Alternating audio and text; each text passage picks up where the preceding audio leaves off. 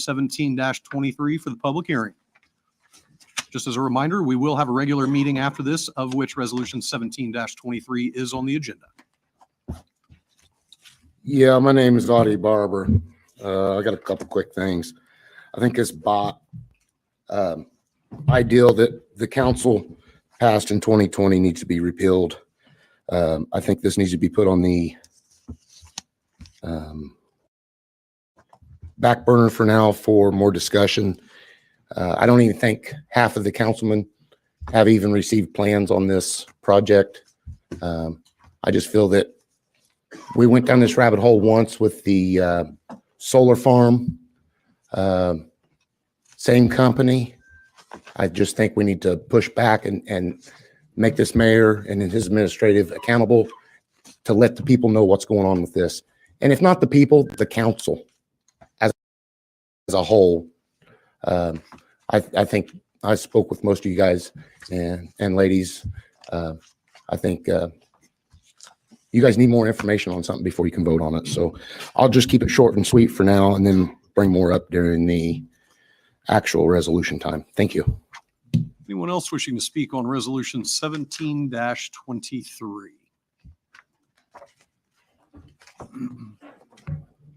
Council, I have a presentation about the project tonight. Would you like me to do it now during the public hearing, or would you prefer me to wait until the resolution is introduced later in the agenda? I think my preference, and I'll defer to the council. My preference would be during the regular meeting when we have a little bit more time, because the regularly scheduled meeting starts at 7 p.m. Yep, sounds good. Thank you, sir. For the rest of the council, seeing some head nods. Great. Thank you so much, sir. Good evening. Good evening. My name is Christopher Bilberry. I would just like to remind you that 5 of the 4 of you have been caucused by party rather than elected by the people. And so therefore, with the fact that we are just 36 days away from an election, I would ask that you greatly consider tabling this evening and letting the election take its course, and then the administration, whoever is in the administration and whoever's on the council after that period, can bring this back. This is something that we've been talking about for several years. I don't understand what another 2 months is going to make a difference. I support the fire department greatly. I want the fire department to have adequate and safe conditions to live and to work in, but I don't know that 2 months is going to make a difference one way or another. I also would like you guys to consider, this is the second issue that has come before the council relating to the build, operate, transfer. When this came before the council in June and July of 2020, I came before the council and asked you guys to not move ahead with the B.O.T. I would ask that you consider, after your consideration of this, I would ask one of you to maybe consider rescinding that B.O.T. ordinance.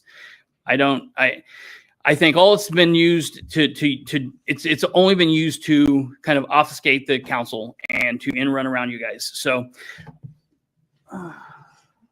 I don't see the administration here. So I think it's interesting that on the evening we're asking this to happen this quick, close to the election. I think it's telling that they're not even here, that the mayor's not here to talk about this. So thank you very much. Thank you. Is there anyone else wishing to speak on Resolution 17-23?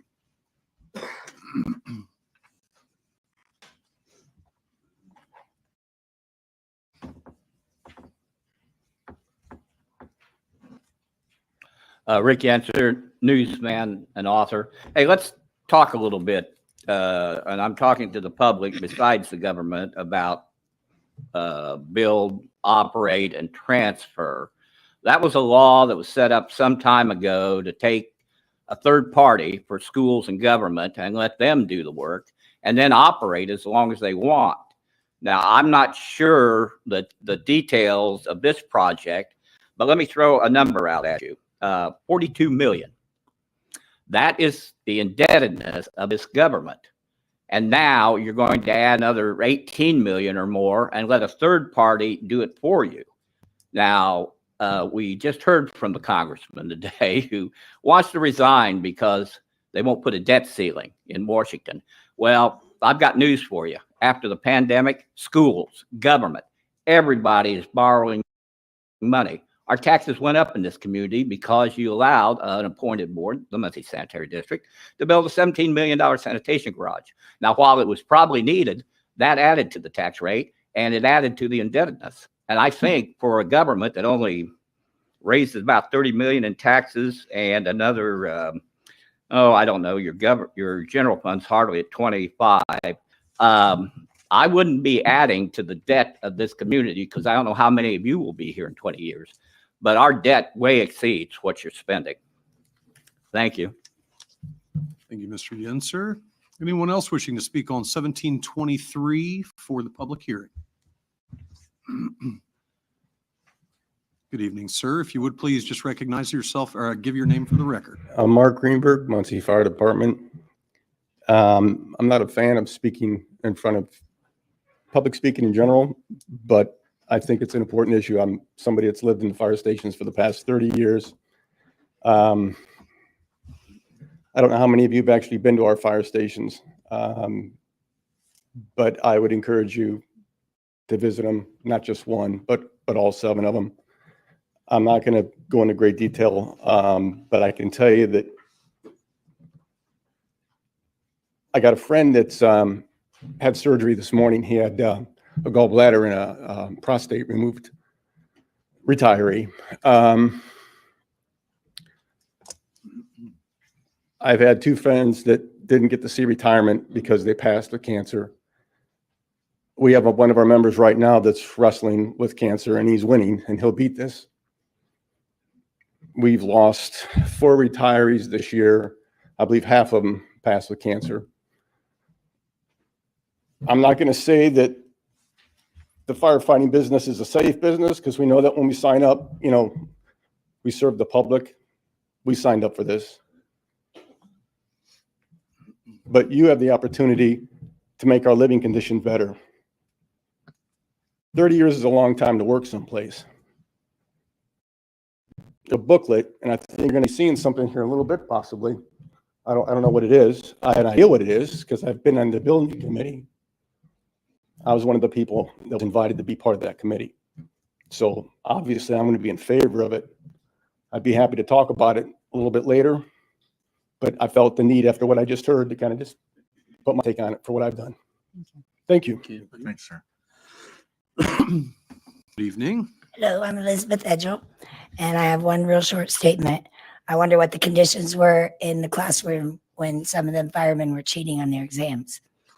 I'm real tired of the public view that Muncie gets by some of our elected and appointed and even the people that serve our community. It's poor timing that it's happening now, right after this, that's still not over with yet. So I just feel like it's a little rewarding bad behavior. I know it isn't all of them, but it's a great deal of them, and Muncie made the news again. Good evening. Good evening. Sean Ferris, Muncie Fire Department. I'm going to reiterate what Mr. Greenberg said. Well, first of all, by saying I'm not very good at speaking in public, so to even be up here is a goal all in itself. But I've been on 16 years. A comment was made about, we've been talking about this for years. So what's another 2 months? Well, that's kind of the problem. We've been talking about it for years. We talk and we talk and we talk. Nothing ever gets done. I know there's a lot of controversy on the build, operate, transfer. I'm not super well versed on it, to be 100% honest with you. If we don't like that, I haven't, as a firefighter, seen another plan to go forward. If that's something that half the council doesn't like, I haven't seen plan B on. We need new stations and we need repairs to the stations that are there. They're not in good shape. The administration, and when I say that, I mean fire chief administration and his deputy chief, do the best they can to get repairs to things that are done, but it's not enough. And the newest station, to the best of my ability, is 1982, 84. Station 7 was built in the mid 80s. That's the newest station we have. Most of them built in the 50s, 60s, or Station 1 that was built in the early 1900s, I believe. we need something done to our stations, and this is a step in the right direction to start getting some repairs done for the living conditions, because they're not in good shape at all. And Mr. Greenberg said, if you haven't been in them, you don't realize how bad some of them really are. Thank you. Mary Stilts, Muncie.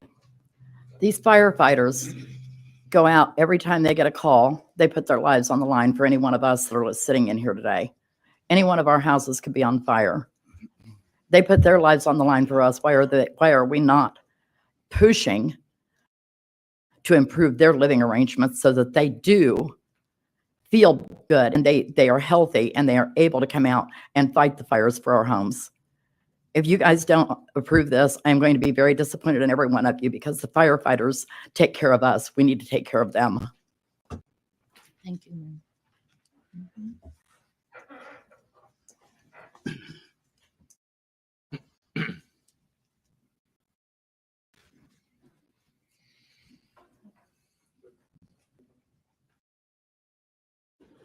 Good evening. I'm Zane Dixon. I'm one of the newer firefighters. I've been on less than 2 years.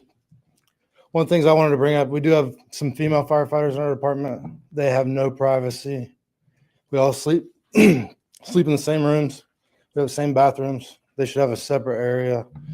On top of the health conditions that we live in, it's just deplorable. There's mold, there's exhaust, soot everywhere. I will say that we do our best to provide care for the city of Muncie, and I would just like to see this move forward.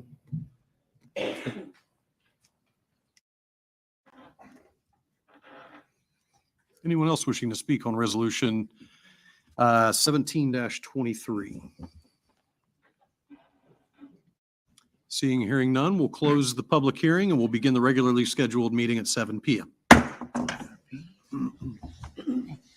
Is there a comment?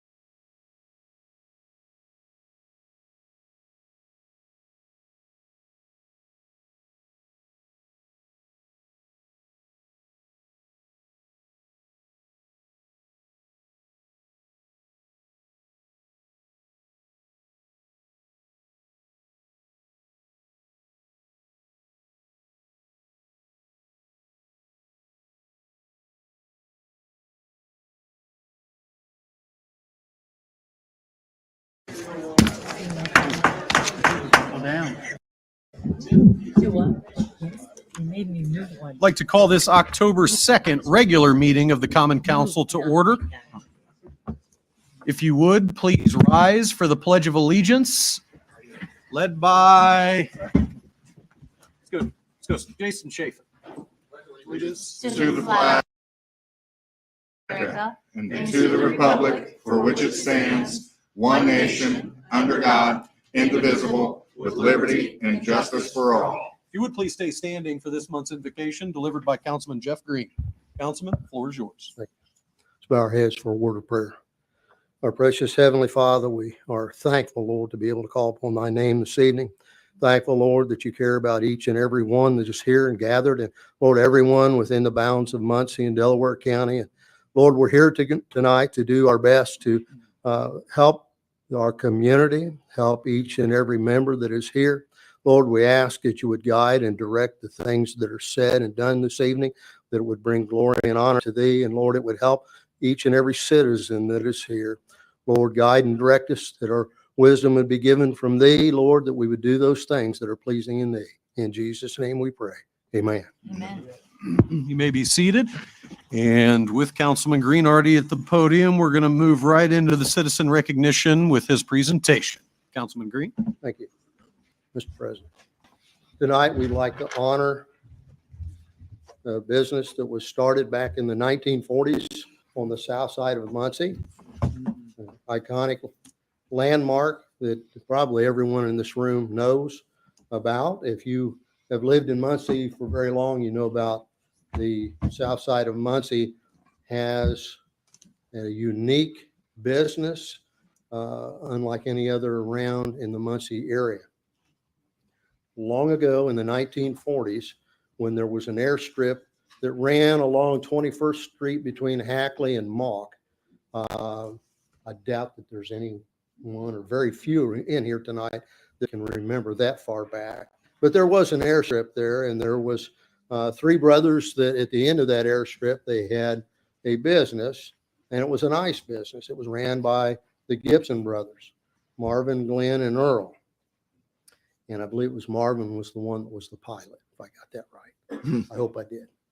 But they had the ice business at that time, and they ran that for quite a while, and until the 1950s, and the ice rink, it became an ice rink during the winter time and a roller rink during the summertime.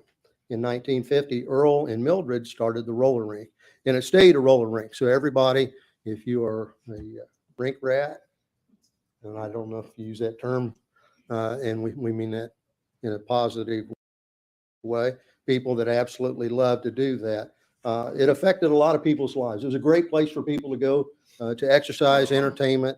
I know that my father was one of the hockey players back in the 40s. He was very good friends with George and Ann. They ran around together, went to school together, did a lot of things together. So my ties go back to this family a long way.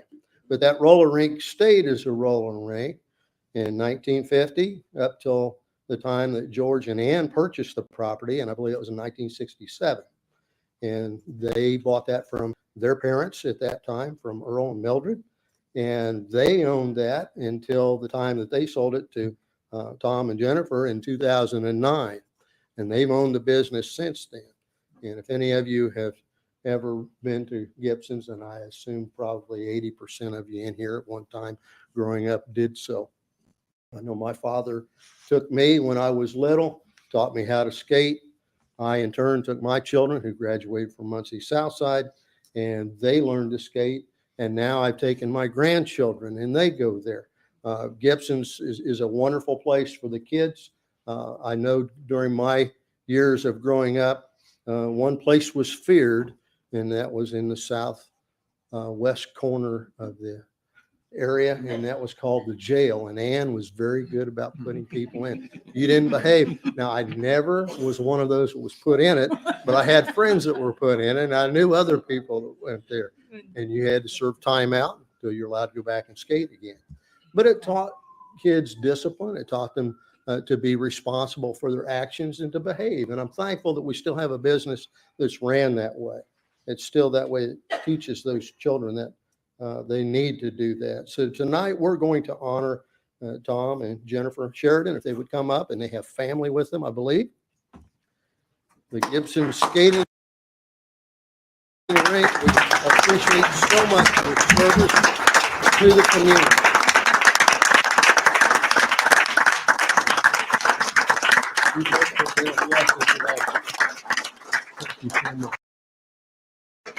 We appreciate everything that you guys have done, and we want you all to keep up the good work. Thank you. Would you like to say something?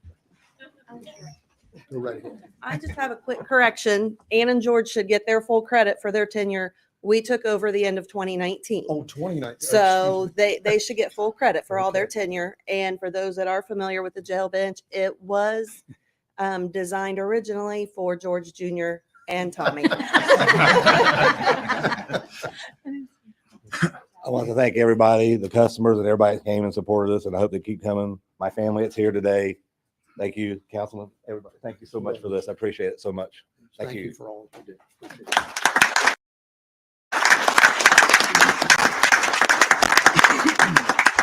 Thank you, Councilman Green. I don't think anybody from Muncie doesn't have fond memories of Gibson skating parties when we were in elementary school. I took karate there from George Sheridan. It's just a special place to our communities. Thank you, Councilman Green. Next month will be my turn to do Citizen of the Month. Moving on to roll call. Roll call, please. In attendance? Present. I am here. Present. Present. Present. Present. Present. Fully accounted for. Thank you.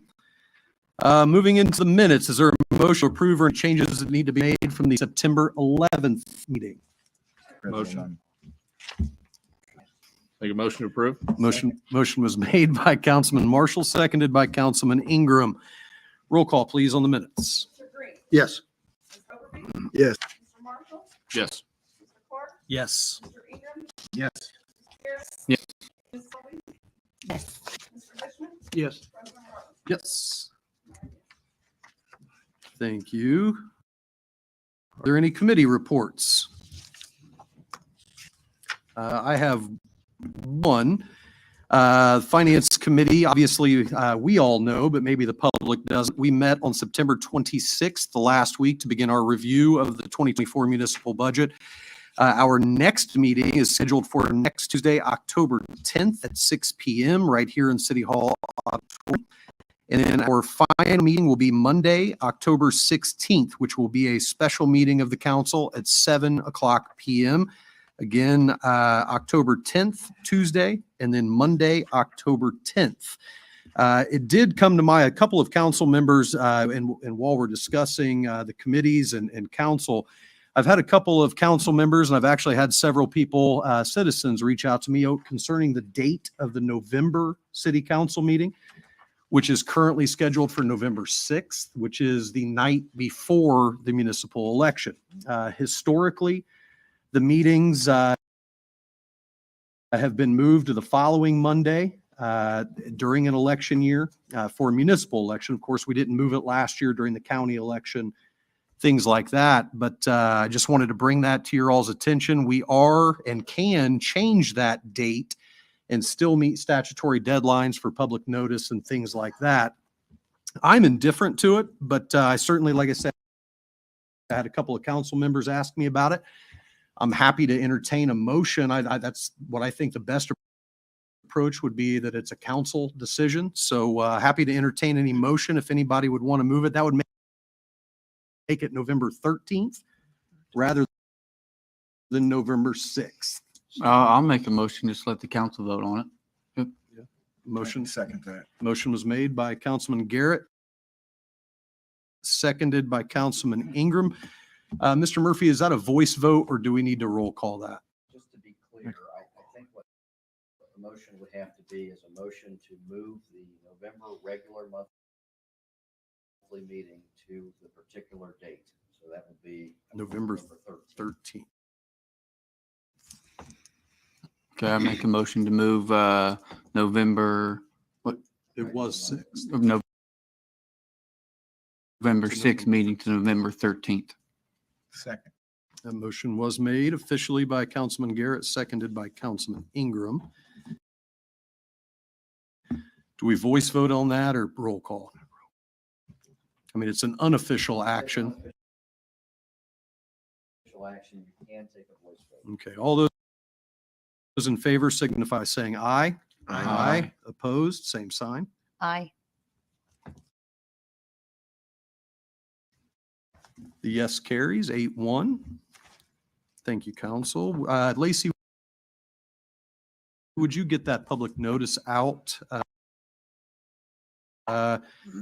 in the appropriate time for the next scheduled meeting, which will be on November 13th, Monday, 7 p.m.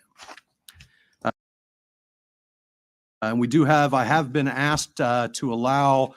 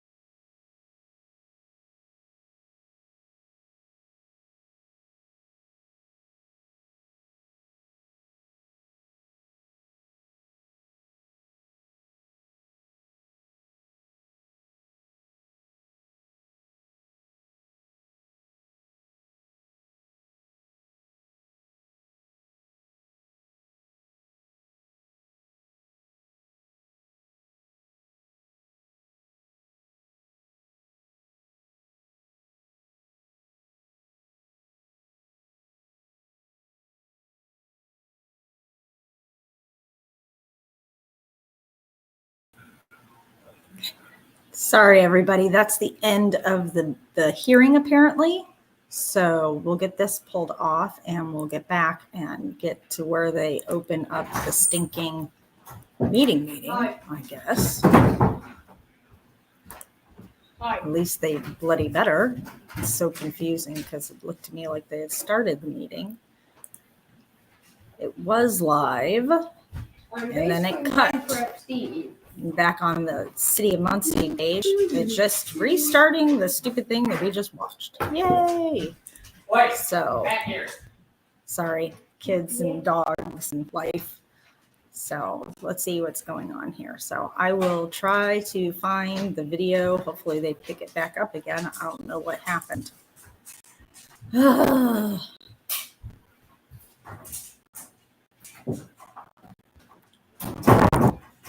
Come on.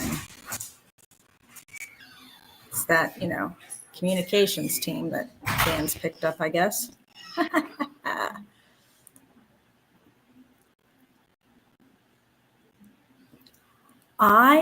Sorry, Annie, I wasn't watching the meeting because I like to be surprised and infuriated when Chris talks about things later in his thoughts on the meeting. So I wasn't actually watching. I had the sound off and could only see the screen. And so I saw that was gone. So I'm going to keep refreshing the page. Hopefully get this going back up again here in a second. But, when you only hire the best, yeah, still not.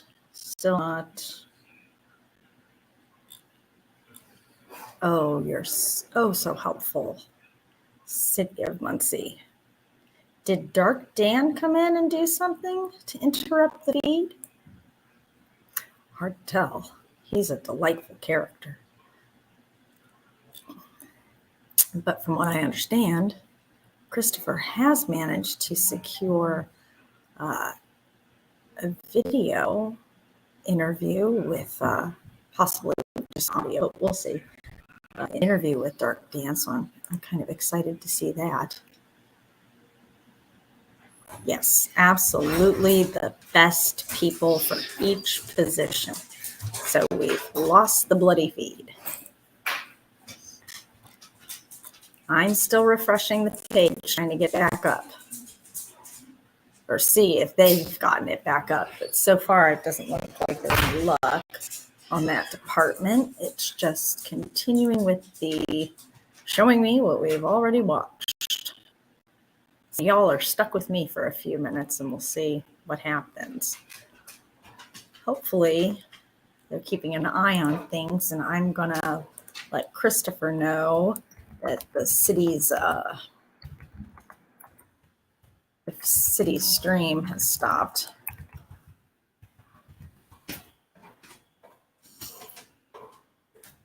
So we all know these in there. Yes, it's JD and Mayor Dan have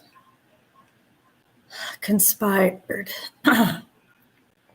But it looks like Christopher's here. Hello, Christopher.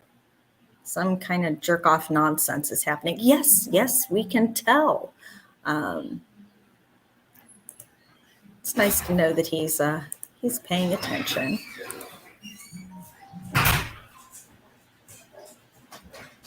And I'm guessing they have not stopped the meeting. We'll see what he said. Is the meeting ongoing?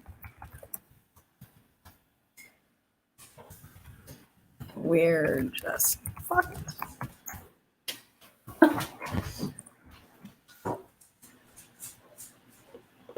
Yes, what are we missing, Christopher?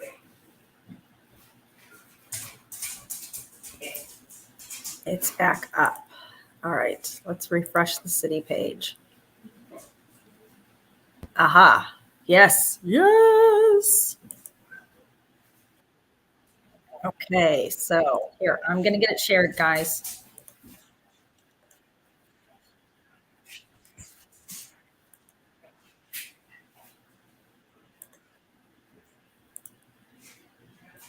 And present, add to the stage. Really? That is not what I was sharing. Come on. It died again. I bloody had it up and it bloody died again. Bastards. For 30 whopping seconds. That's fantastic.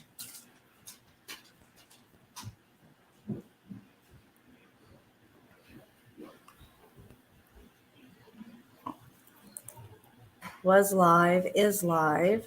Is From the this council, live? from Ms. Cox regarding the Muncie Sanitary District budget. Any questions from the audience? Got one right behind you, Ms. Cox. Good evening, Mr. Yinser. Rick Yentzer again. I looked through this budget. It appears to have a tax increase in it. I think. I think know we're good. until the state approves it, we don't know. So, But the public should Fine. know because the property taxes increased in Muncie the last few years. There were $17 million borrowed a couple of years ago on that sanitation garage. And again, I would emphasize that the council needs to put a debt ceiling on this government. Thank you. Thank you, Mr. Yinser.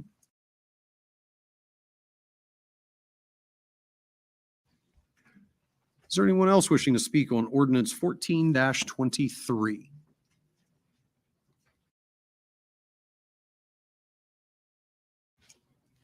Seeing, hearing none, roll call, please. Yes. Yes. Yes. Yes. Yes. Yes. Yes. Yes. Yes. Yes. Moving, that is it for ordinances previously introduced. We'll move into new ordinances and begin with ordinance 16-23, an ordinance to amend the City of Muncie Comprehensive Zoning Ordinance from the R4 Residence Zone to the R4A Residence Zone on premises located at 1620 North New York Avenue, Muncie, Indiana. We have a motion for introduction of ordinance 16-23. So motion was made, I believe that was Councilman Green. Yes. Seconded by Councilman Ingram. Is there anyone here wishing to speak on ordinance 16-23? Good evening, sir. I would like to. My name is Eric Knowlting. I actually own the LLC that owns said property and am the one asking for the ordinance change. What I'm seeking to do is provide more affordable housing in the form of rentals, but specifically 2 and 1 bedroom units, which are severely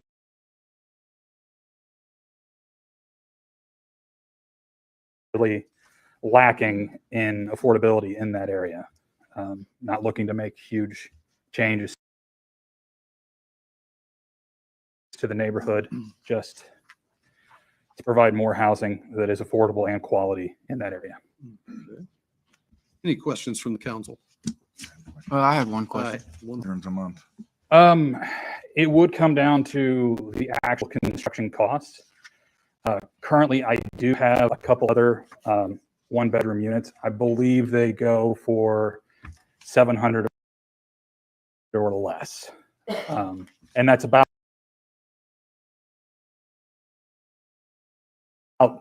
I believe, 700 square feet. So I would like to keep it similar to that, if not a little bit larger, but definitely under the rate of, say, when you get to the south side of campus, I know there are some apartments that are 1 bedroom, 1 bath, but they sometimes go in the rate of $1,400 to $1,500 a month, which is just outrageous for that size. Kind of the reason I was asking. Yeah. I'm not gonna name names, but Councilman Garrett. Just appreciate you taking this on with the 1 and 2 bedrooms. We definitely need those. But just I know you will, but just kind of keep those. We got that minimal housing code. You know, we like to, absolutely. you know, just kind of beef up our, you know, to make sure the citizens are getting adequate housing for what they're, you know, their electrical, HVAC, and plumbing. Absolutely. All the work that would be done this would be sourced to a local construction company. I'm not sure which yet. Thank you. Yeah. Let's go to Councilman Dishman. Yeah. What do you plan on doing about the parking in those houses that you're turning into? So this specific lot is 50 by 270 or 275. So it is a rather deep lot. Currently, there is a 2-bedroom house with 1 bathroom on the front of the lot. What I'm looking to do is just put another 2-bedroom on the back side of that lot. Now that depth of lot, there is a drive that runs past the first building on that lot. So there is plenty of room to provide at least 2 parking spots for each of those buildings. Yeah.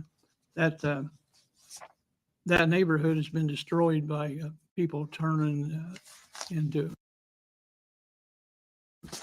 from R4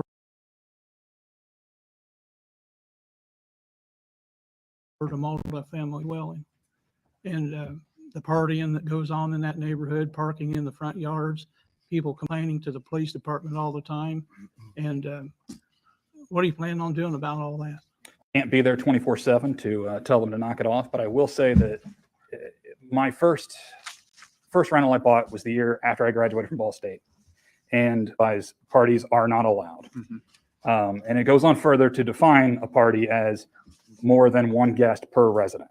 So that's to the extent that I can do personally. That's what I can do initially. If I start receiving complaints as a homeowner from neighbors, I will then pressure the tenant to not have parties. If they continue, then I would proceed with it being a violation of the contract. And if I have to evict someone for breaking the terms of the contract, then I do. I'm sure the Muncie police has been called in that neighborhood several times, and probably the Ball State police too, and they've actually destroyed that neighborhood. And that's exactly what's happening all over this city. Is they're putting multifamily people into places, and once you start doing that, you invite drugs into your neighborhood. And I'm not for this. I'm just telling you right up front.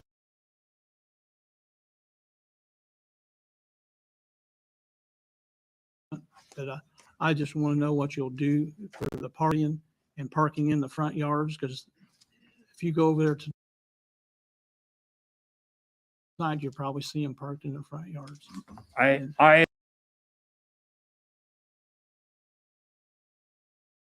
have only had one issue with tenants ever parking in the front yard. This is probably 15, 16 years ago. They received a ticket from the Muncie police, and that was the end of it. I've any of my rentals, I've never had that issue since. I have seen it, so I do know that it exists. I think clearly marking where the parking is to occur would definitely help with that. I know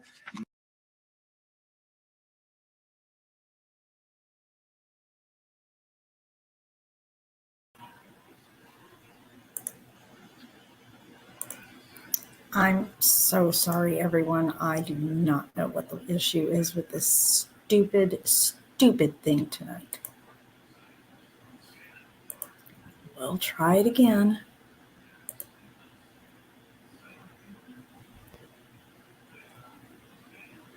We apologize for the intermittent internet issue that caused the stream to stop.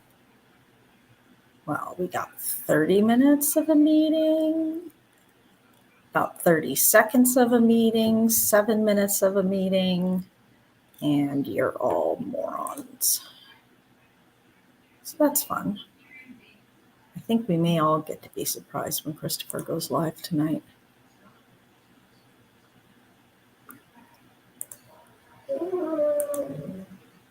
I guess you all get to put up with me again for a bit while I try to see if they're going to get it back.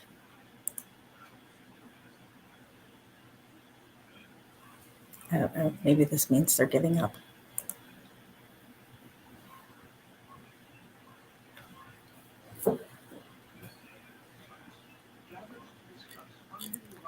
We'll try again.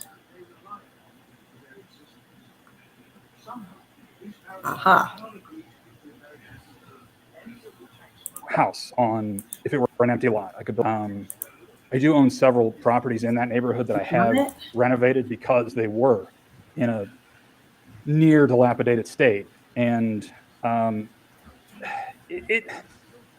would respectfully disagree that I think it is still a quieter neighborhood. I've had a lot of non-students and especially grad students flock to that area because it is quieter than the east side of campus.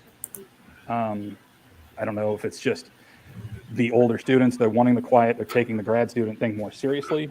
I'm not sure, but I know three of my units in that area right now are non-students. I've got a teacher who's in her late 20s. I've got a family of 5, and they need affordable housing too. It's not, I'm not targeting just students. Ball State, I assume, is the largest employer in the city. There's plenty of teachers, janitors, anyone who would like a short commute to work. I want to make sure there's affordable housing that's a good quality for them as well. I would like to point out to the council, the Delaware Muncie Metropolitan Planning Commission did deliver us in their report to council an unfavorable recommendation with a 5-2 vote. So the Delaware Muncie Metropolitan Planning Commission has recommended that this has received an unfavorable recommendation for rezoning. And the Planning Commission states they've given reasonable regard to comprehensive plan, current conditions, and the character of current structures and uses in each district, the most desirable use for which the land in each district is adapted, the conservation of property values throughout in the jurisdiction, and responsible growth and development. This is the final page of your ordinance 16-23. I noticed nobody is here from the Planning Commission in terms of, I don't see Alan Wisely out there, and I don't see Lori Stinton out here. But this is for introduction of this ordinance. I would like to, I think, at least for my own peace of mind, find out directly from them on why that was an unfavorable recommendation. And my guess is speaking to Councilman Dishman's point earlier about it's just a little bit different than what the neighborhood is. So any other questions for the gentleman? Could I comment on that? Because the next one is also about a lot on the exact same street. Sure. The next ordinance to come up in this meeting is for a lot just north of that received a neutral rating from the council. I don't know with certainty. I'm certainly not trying to speak for them. My takeaway was that the neutral recommendation was because it is currently an empty lot, and 1620 North New York currently has a property on it that I do not intend to demolish. So I believe that was how I felt, that maybe that was the difference in the reasoning. So, okay. Any further questions from the council? Anyone from the audience? Good evening. If you would, please identify yourself for the record. Sue Weiland. I live in the neighborhood. I walk to Ball State. I did for many years. And I have my own house, you know. I guess I have a question. At the Plan Commission, I was at the Plan Commission meeting. There was a question as to whether you can, even with an R4A, have a dwelling on the front and a completely separate dwelling on the back. And I believe Mr. Knowlton was directed to contact the building commissioner to see if that was legal. And I'd like to know if that happened. Thank you, Ms. Weiland. Maybe perhaps Mr. Norton can answer that.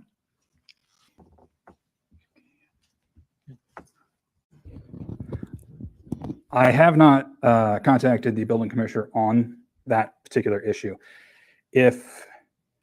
Obviously the building commissioner would have to approve or disapprove any plans. So if that hurdle were to be put in place, obviously it would be dead in the water there. I have zero intention of tearing down the house that is there. So if it cannot be done, it will not be done. So thank you. Anything further from the audience? And I had a further question. I understand, I guess, that these are two separate little houses. There's not often a duplex shares a common wall. And I understand these are two separate little houses. Little houses, all right. I mean, mine's only 912 square feet. And how many square feet we talking? 700? Call that a cracker box. On this particular lot, what I'm kind of toying with is about 850 square feet. Great. So. Okay. Thank you. Good evening, council. Andrew Pop. I wanted to come before you. Thunder was a little bit stolen by Council President Robinson, denoting that the Planning Commission did give an unfavorable recommendation for many of the reasons mentioned by Councilman Dishman. I agree with that assessment and Mr. Dishman's assessment. That neighborhood was once a very quiet area as I was growing up.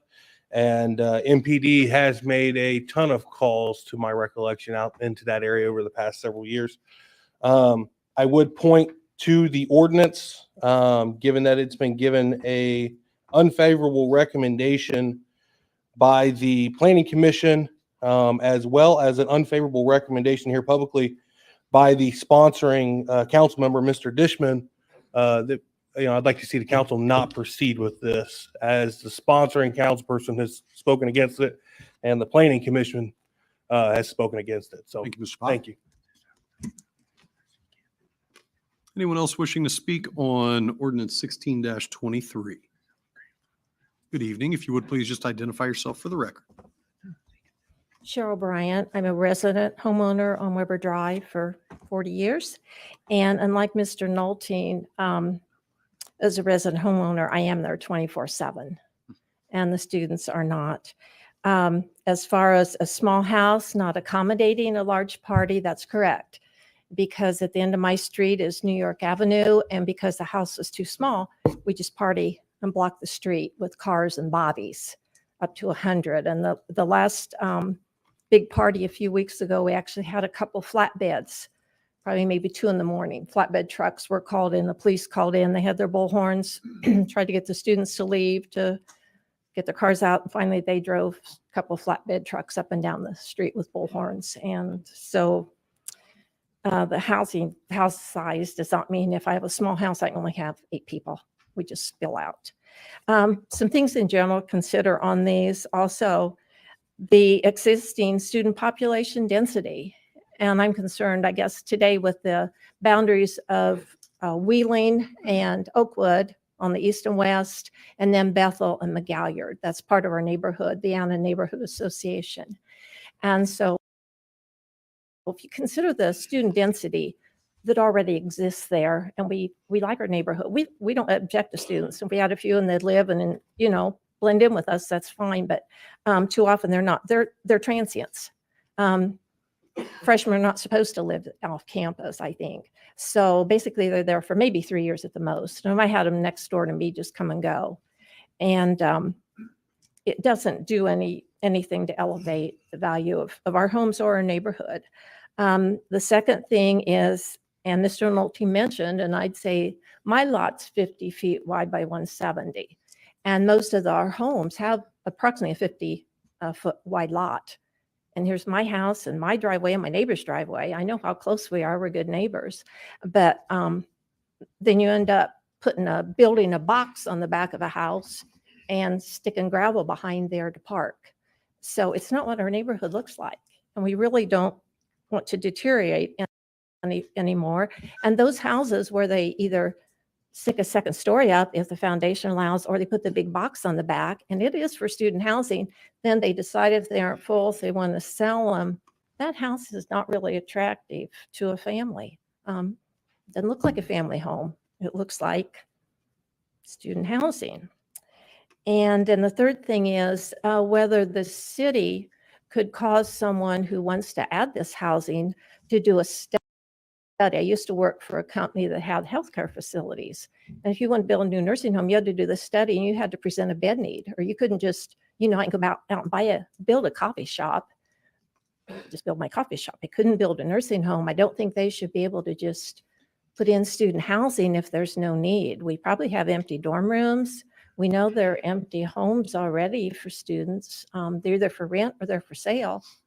So it'd be nice if they would have to do a study or survey showing that there is the need for such housing, and to consider again the mix of resident ownership and the student area. Thank you. Thank you. Good evening, Nora Powell, 1401 North Duane Road. I'm on the Planning Commission, and I've also had the opportunity to walk that neighborhood quite a bit recently.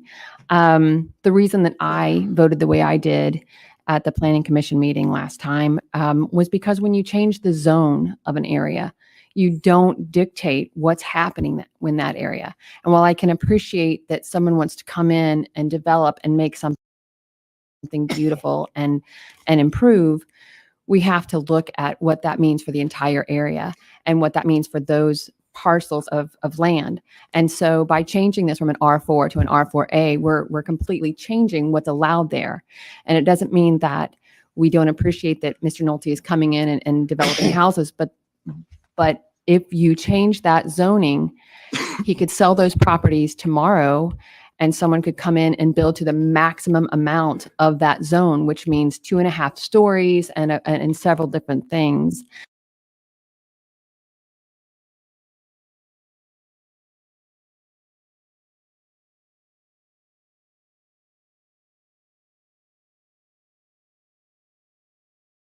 And so while what we're putting on those neighbors in that area.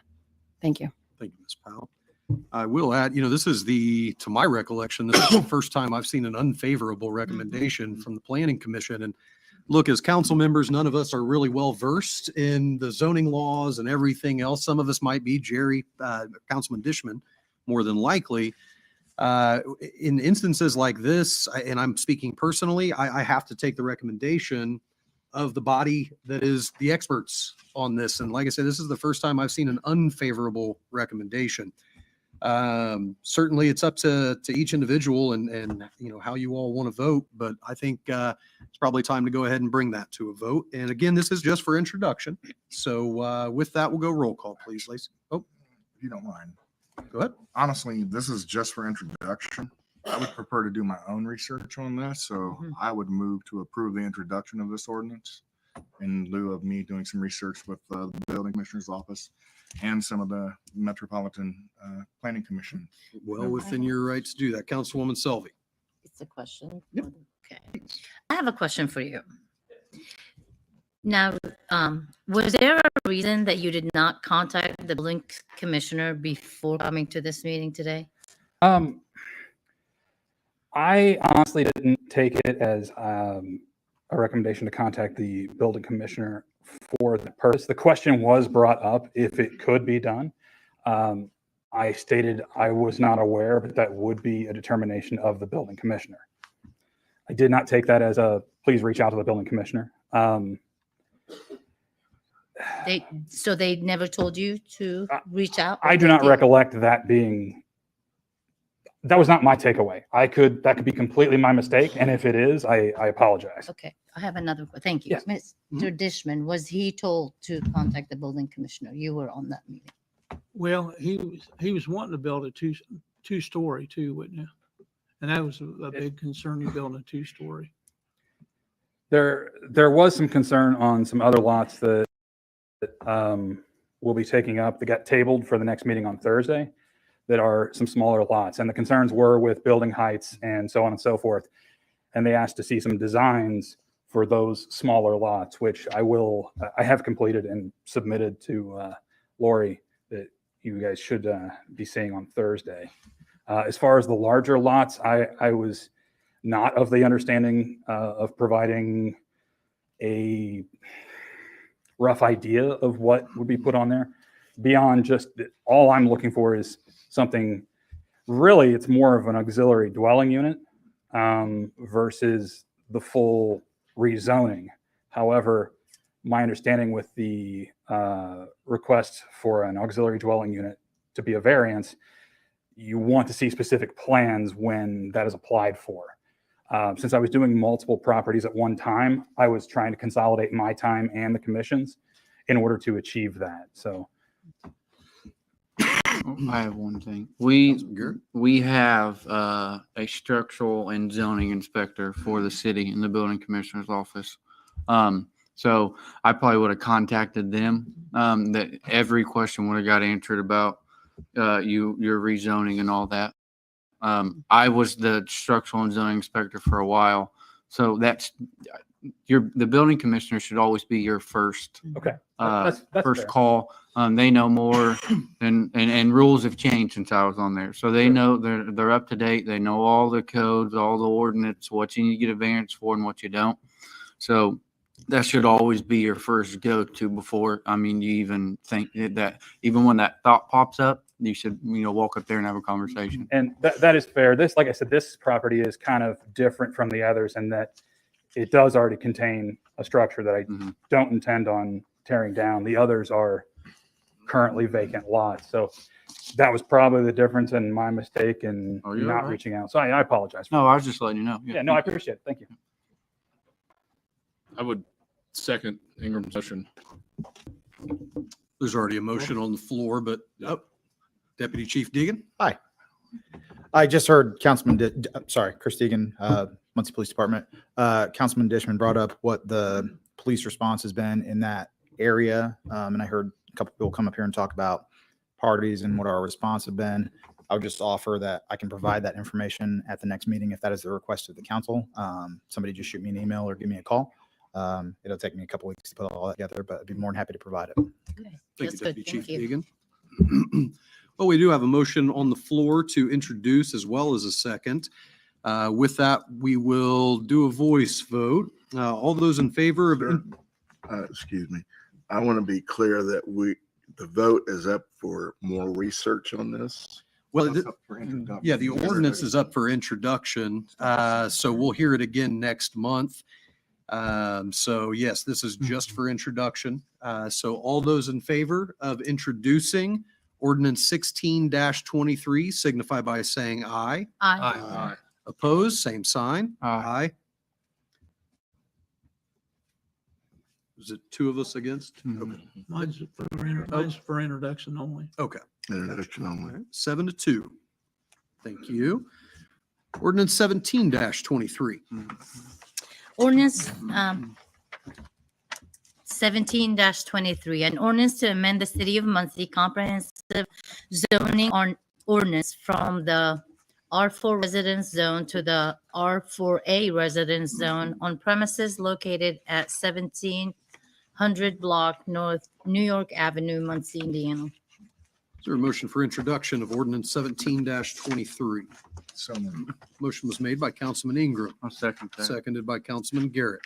Is there anyone here wishing to speak on ordinance 17-23?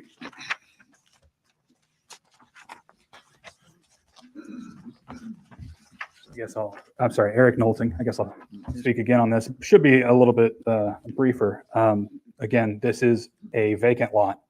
I'm looking to develop into 2 or 3 units, not to exceed a total of 5 bedrooms between all those units.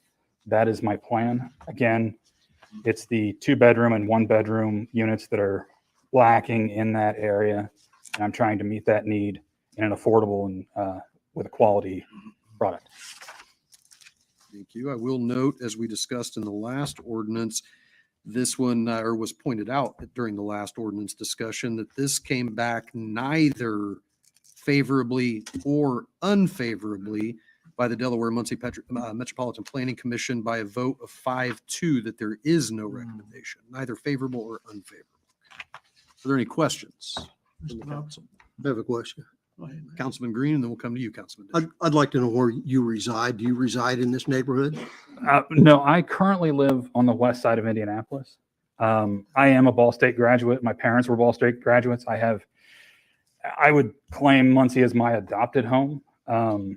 I started this idea came when I was a junior in college. I lived on Carson Street, just east of campus, and I inadvertently got my landlord's mortgage statement at our address, and I'm just ripping open the mail, and I'm like, he is severely overcharging us. And since then, I've wanted to provide quality and affordable housing for, at that time, it was students. As I've gotten older, I've been doing this for 16, 17-ish years now. I've rented to many families and non-students, single non-students, and they've mostly all been great. And I enjoy doing it. I enjoy providing that that service, that closeness to campus for whoever needs it. Then I have a follow-up question, if I may. Let's go. All right. We'll go ahead It and look- pertains to where you Yes. reside. Do you plan in the future to live here in Muncie, in this neighborhood? It's very possible, yeah. I am an air traffic controller, so the reason I live on the west side of Indy is proximity to the airport. I think everyone can understand that that's an important aspect.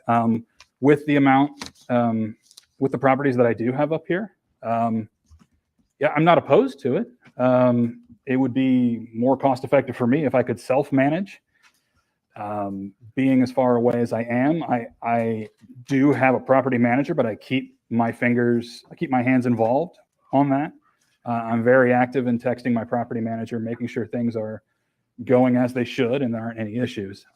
One of the things I like to do, typically the property managers will leave information on move-in, contact for maintenance, contact for this. I like to include my information to those tenants as well, so that if the property managers aren't keeping up on what they're supposed to be doing, they can directly contact me. Thank you. Councilman Dishman? Yeah, that property you say, the one we're talking about now, did you say it's going to be a 5-bedroom? Not to exceed. Okay. It really. Is that going to be the 2-story one that everybody was well questions about? Because that 2-story wouldn't fit that neighborhood. Yeah. I don't know specifically. However, I know that question came up in the planning meeting last month, and I went through the entire neighborhood. There are many houses in that neighborhood that exceed 1 story. There are 1.5 story, there are 2 stories, there is a 3-story A-frame. So the designs I've come up with for the smaller lots that we have discussed, they are 1.5 stories. So the second story does not exceed more than roughly half of the footprint of the first floor. That is by definition 1.5 story. The total height comes to about 21 feet. I have a property on Janney Avenue in that neighborhood that has a finished attic that exceeds that in height. So what I'm trying to do architecturally and aesthetically would fit with the neighborhood. I don't want to be an eyesore. I don't want to just pop out from everything else. I want it to be a smooth aesthetic transition. I just want there to be affordable, smaller units. And in order to make those more affordable, consolidating those units onto one property is the easiest way to do that. I wanted to let everybody know that he had people that took care of his rental properties was the same ones that was screwing the people around that had property rental. And he told us that he was getting rid of. I did. You So got rid of them? when that news story broke last August, Yeah. I was with a new property manager by the beginning of September. I had tenants where their water was shut off because BSU Rentals, I believe who it was, had not paid the water bill. I didn't find this out until I received notice that it was being shut off. So yeah, when that happened, I immediately called the water company, had it turned back on, and started shopping for a new property manager because that was unacceptable. I applaud you for doing that because I appreciate that. So many people that got done dirty by that property rental place. Yeah, owners, homeowners, and tenants alike. I feel terrible for having ever signed on with them. If I had known there even would have been a possibility of outcome, I would have gone elsewhere in the first place. I just wanted to point that out to people that you did correct that problem. Yes, I do appreciate that. Thank you. Councilman Ingram. Councilman Dishman asked the question that I was going to ask is what property management you were using for that same reason. No. Okay, so currently I'm using. I don't think we need to. No? Okay. Do you need to know? Okay. No, not as long as it's not them. I will say I haven't had any issues with the new one, and I've been with them since September. Any other questions from the council? Questions from the audience? Actually, I do. Okay, Councilwoman Sylvie. Sir, one question. Is there a way that you can, I'm worried about the aesthetic and if that thing will fit in the neighborhood. Are you going to bring us, you can, something to be sure that that's what it's going to look like instead of just. I can bring you what's up in here. I'm not an architect. So I don't have full architectural plans. I did buy some inexpensive architectural software that I could use and draw something up. And I have done for the smaller lots. I just haven't done for this. Smaller lots will come up next month, I assume, at some point. Well, I would like to say, I hope you're more ready next time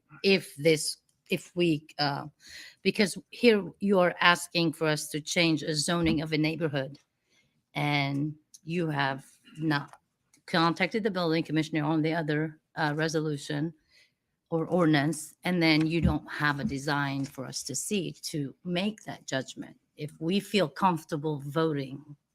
So we're that is just fair. basing decisions on air, but it is an introduction. So That's fair. The only thing I would say to that is that the setback and building requirements are identical to the R4 zone. So nothing could exceed what already couldn't be built there now. The only difference is whether it's 1 unit or up to 3. Ms. Weiland? Yes, this property is just up the street.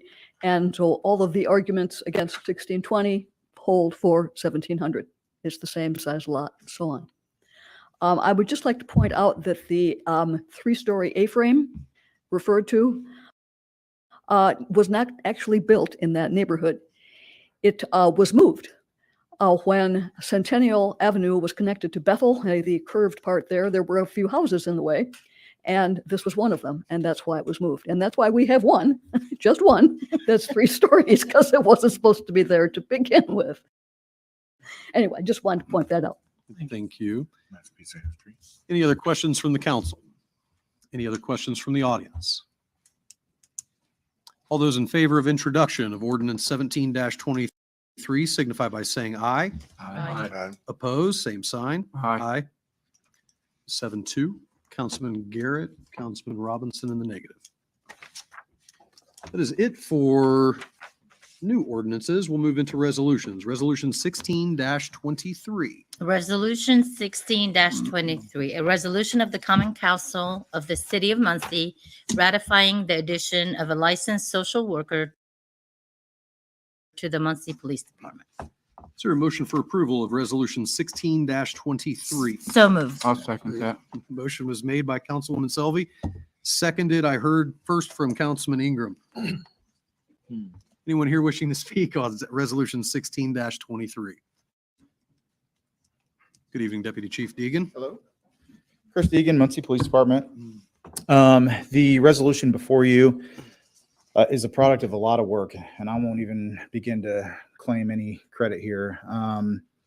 This was kind of born out of the idea of when we started having discussions about Muncie's need for a crisis center and some of the addiction problems and social service problems that we deal with. Mayor Ridenhour's office, the controller's office, the university, Meridian. I mean, these are all people that have been involved in these discussions on how do we get something here where we provide services to people in this community. The university and the hospital both were instrumental in piecing this together. All I did was just provide them the data points and kind of an operational plan of what I thought this would look like, what we as the police department would think this would look like. And we did, we submitted for a grant through the Department of Mental Health and Addiction Services at the state level, and the city was awarded a $500,000 grant for the course of 2 years. That is going to cover all of the salary and benefits for a fully licensed social worker, equipment, retirement, and an additional police officer for community engagement.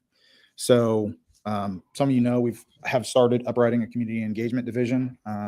Staffing is better now than it has been, and we continue to advance in that area. And this is something that any of the original members here from the last election cycle know that I met with probably all of you about a community engagement division for the police department at some point.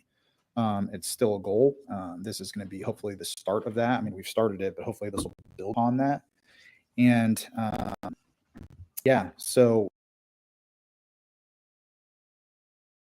we put a lot of effort into doing the research as far as what this looks like.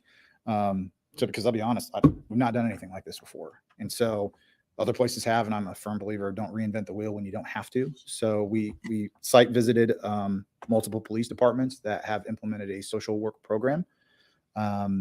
We have site visited multiple crisis centers when we talk about what this will look like in conjunction with the crisis center with IU Health when that gets completed. And we've developed policy and procedure as well as job description and what the requirements are going to be for this. It's all been through legal now, and obviously with the council support and with the approval and the creation of this position, I'll get it posted, and we'll start the search for our first fully licensed social worker for the city. Councilwoman Selvey. Okay, so you received a $500,000 grant to help with the crisis, right? The addiction, to get social worker, but then you hired. Do you think one social worker is going to be enough? I mean, what are the schedules? Things happen in a different way. Listen, do I think anything for police departments ever going to be enough? No, I'm always going to come up here and say we need, No, I'm just 50 saying, more I don't officers, feel 50 more comfortable officers. with There's having always a one. need, Yeah. but we got to start somewhere. I think this is a good start, and we need to see what it looks like too, and how we deliver these services to people. As far as the schedule is concerned, they'll work a rotating schedule depending on what we put them into. There will be on-call hours. We are going to provide them access to a vehicle so they can respond if necessary after hours. So there's a lot that went into the development of this. Okay, I'm going to go back to that $500,000 grant. So could you have hired 2 social workers instead of 1 with that 500,000? The grant was written for 1 social worker and 1 community engagement officer. Is that what it was written? Yep. Okay. Okay, thank you. Councilman Garrett? And I believe the 500,000 covers, it's not just a salary, it's equipment for both of them, and what they need to get around and what they need to get the job done too, correct? Yes, sir. Okay. Anything further from the council? Anything from the audience? Howdy, Barbara. I was just wanting to see, is this social worker, are they going to be part of the police force and part of the union? Is it going to be one more for the numbers that the contract is limited to, and so on and so forth, I guess would be my questions. And I think that's about all I got for this one, because I'm sure they do need it. Deputy Chief Deegan? This will be a civilian employee. They will not be a part of the FOP union, and they will not be a part of the numbers that count against the contract. Anything else from the audience? Anything further from the council? Roll call, please. Mr. Clark? Yes. Mr. Green? Yes. Mr. Garrett? Yes. Mr. Ingram? Yes. Ms. Selby? Yes. Mr. Fishman? Yes. Mr. Marshall? Yes. Mr. Overby? Yes. President Ross? Yes. Resolution 17-23. Resolution 17-23, authorizing the entry by the city of Muncie, Indiana into a B.O.T agreement and related documents and taking certain other actions related thereto. Is there a motion for approval of Resolution 17-23? So moved. Motion was made by Councilwoman Selby, seconded by Councilman Green, excuse me. Anyone here wishing to speak on Resolution 17-23?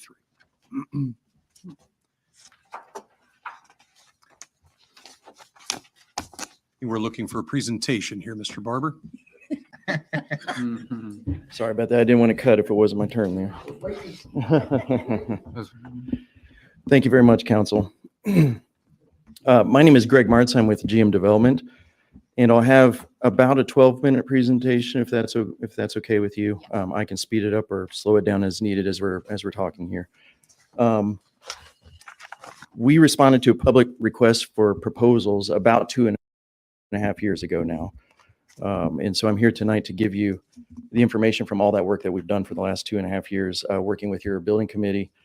So we have quite a bit of information. Again, if you feel like I need to slow down on any of this, feel free to let me know that.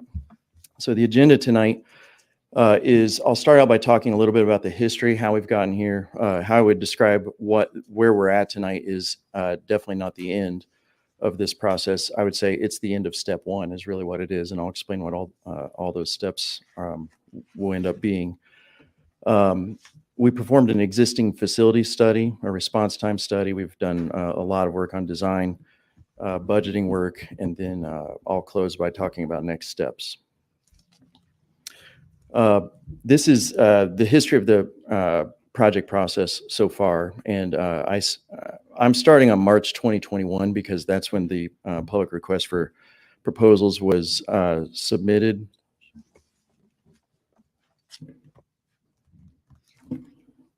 Did that just now stop showing, or has it not been showing the whole time? It hasn't been shown. It's only been showing what's showing now.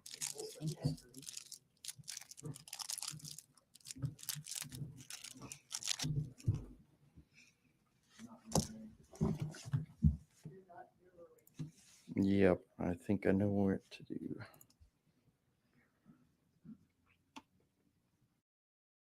All righty. Thanks for letting me know that, Vaughn.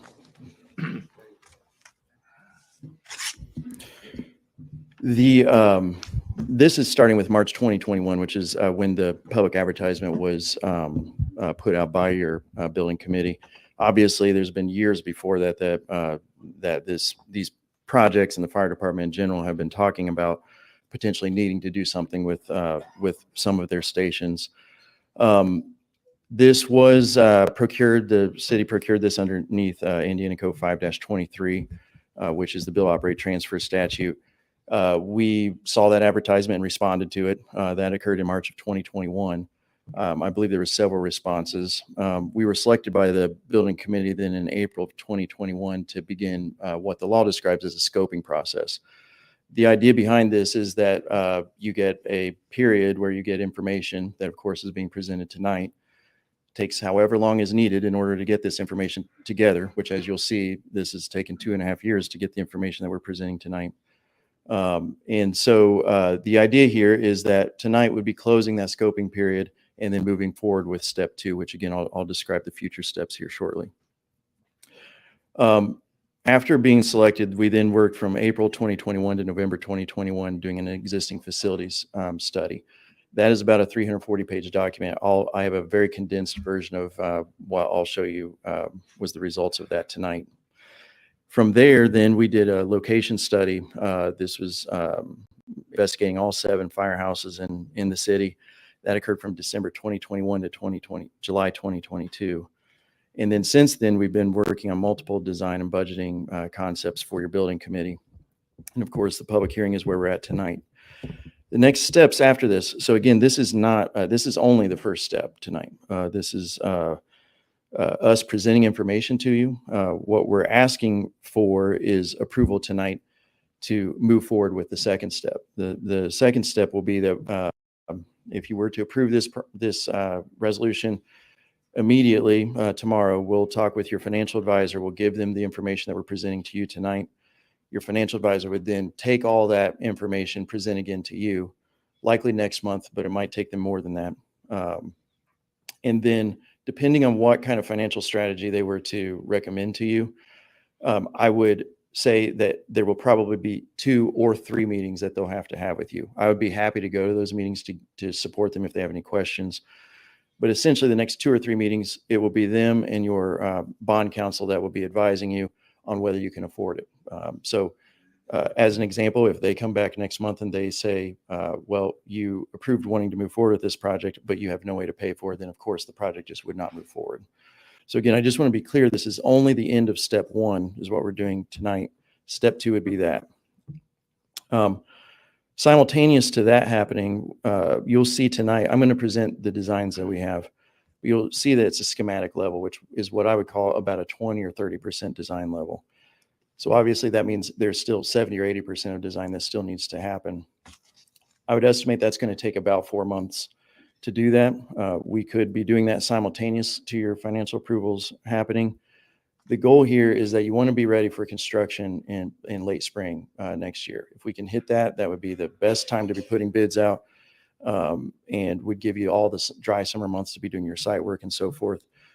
So I think the key here is that you want to time the design and permitting, in my opinion, somewhat simultaneously to your financing approvals, so that you'll have further information as you're making your decisions on the financing, but also so that you're getting yourself in a position to start construction in the most cost-effective time, which would be spring. Assuming that would happen, then construction would start next May. And this would probably be about a 13-month construction process. So that means that the fire department could move in late spring of 2025. So again, just following that agenda, then the very first thing that we did after being selected was an existing facility study. We went through all 7 firehouses. Several people in this room were at those. We had about 24 professionals that were touring every single firehouse. It was a very intense type inspection. The types of individuals that were doing this inspection were structural engineers, mechanical engineers, electrical engineers, plumbing engineers, architects. Von Wilson with me was one of those, and construction professionals. In addition to doing that kind of a survey, we also sent written surveys to the employees of the fire department and had them respond with what they thought were issues with each building, or what they thought was going well. And so we put together a document against 340-page study that gives the results of both what the fire department thought and what the design professionals thought. And you'll see this is posted for the public to see too, if they'd like to see it. You can see that it was very close. And it's actually kind of interesting to see the difference between the folks actually living there and then, design professionals that are looking at it. And that information, again, is available. Excuse me 1 second. Yes, Mr. sir. Martin. Jason, would you mind closing that door back there? We're getting a lot of noise from out there. My apologies, Mr. Yes, Martin. no problem. Thank you. Thank you for that, actually. So the reason that we did this was so that the building committee could establish a prioritization. I think you could probably make if you read the study, you could make a claim that we should be replacing all 7 firehouses right now. You could make that. That's obviously not going to happen. And so the thought here was take this information, have the building committee then use that information to create a prioritization. The result of that prioritization was the priority project is Station 6, which I think everybody in the community will recognize this building. It's located at Caldwell Park and has been there for many, many decades. I've got the results of the study consolidated here, and you'll see the reason why this one immediately came to the top. First is the layout. This, you can tell just by driving by, this was a residence at some point. It was a house probably built sometime in the 40s. It's only 4,700 square feet. And by our interviews with the subsequent interviews, we did not know this at the time, but our subsequent interviews with firemen, we're seeing that 11,800 square feet is what's necessary for efficient operations. But this is just one example. These pictures here, the apparatus, which is strictly supposed to be used for the apparatus being hard, easily accessible, fast in, fast out, is also because of space needs is being used as a day room, as a fitness center, gear storage, laundry, and maintenance storage. Any fire station we've ever built ever in the 15 years I've been doing this have had separate rooms for each one of those, and they're using all of them because of limited space in the apparatus itself. One of the more egregious ones, and this just is how things have changed over time, is there's no separate restrooms, there's no separate locker rooms, there's no separate even sleeping area for men and women. This is going to continue. I'm sure everyone knows this, but it's going to continue to become more and more of an issue. This, of the 7 firehouses, I would say was the one that had the most egregious issue here. There's also water damage and evidence of mold and mildew throughout the building. These are just a few of the pictures. The entire envelope of the building has penetrations. You can actually see the outside from the inside in multiple areas. And same with structural damage. That top left corner doesn't look like much, but there's actually, that's one of the sections there where you can literally just see straight outside from the building. This is the big one, in my opinion. In firehouses, what's supposed to happen, you can see that there's this hot zone, which is the red. That area is supposed to be negative pressure. That's the bay area. And so in modern firehouses, you're supposed to have a negative pressure area there, and then a gap in between, and then positive pressure in your living area. What that does is it keeps the carcinogens that the firefighters are bringing in from their fires that they're visiting and fighting, that gets on their clothes. And so the idea is that you have to design this in a way where everything that has visited a fire stays in this hot zone. Nothing ever enters the living zone. Well, even if you take care of that, like how the fire department is trying to do here by keeping their gear on hooks there, as you can see just on the wall in the bay, the issue is that that's all in the air. And so if you don't have this kind of a air pressure situation, the air itself actually starts feeding the carcinogens into the living area. If any of you have visited it, you can actually tell when you enter this living area, just because we're not around fires all the time. I'm sure the firefighters can't smell this, but you can smell it in the living area. We did a test. The air is actually the exact opposite of what's supposed to be in this. You have negative air in your supposed safe zone, that's literally just pulling the carcinogen air into that living area. And so it's a very dangerous situation. This is a result of just bad mechanical systems. They have residential mechanical systems there. It's not at all how you would do in a modern firehouse. So to me, there's multiple areas, but this is the one that probably took this one to the very top, was this issue. This is just an overview of what we just talked about, so I won't spend much time on this slide. So we, after having that prioritization, that was just one aspect. We went from there into then response time study, because and so what a response time study does is it says from this firehouse, this specific firehouse, how fast can we get to a fire on certain areas? And so this study was separated into this right here. So green, orange, and blue is what's going to be good on these next screens that I'm showing you. Purple and red are where you're not getting there probably as fast as what you would want to. Usually 7 minutes is the key that you're looking for. So again, green, orange, and blue are what you're looking for. What we discovered, and again, we ran this on every single firehouse, all 7 of them. In fact, we did something like 35 different variations of this. There's so much detail that goes into this. Just to load one takes about 24 hours. That's a computer just thinking through all of this stuff. So this took months to put these together. This is the Station 6 service area. And again, green, orange, and blue are meaning that this would be a location where it could be a primary service provider. You could see, and so what we've done here is this is only showing Station 6. This is pretending that you only have one firehouse in the entire city. You can see what a massive area and how well positioned this the building already is. So this was the big plus of Station 6, is that its location is terrific. To show you another way of looking at this, this is the response times of all your firehouses. So this is all 7 put into a model. And you can see that the majority of the city is pretty well covered. You can also see areas where it's starting to get purple and so forth. I thought what would be an interesting way for you to see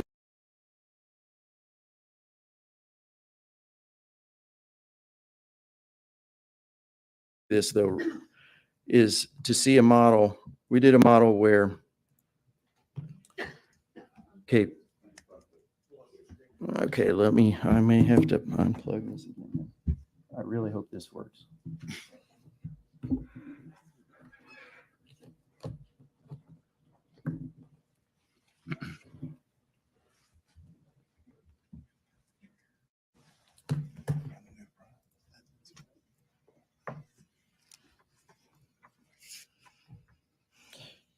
Well, I'd have something very interesting to show you if it would work.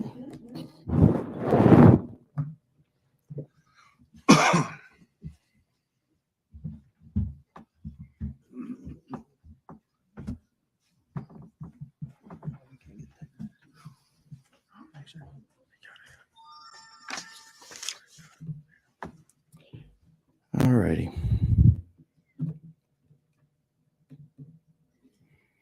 Well,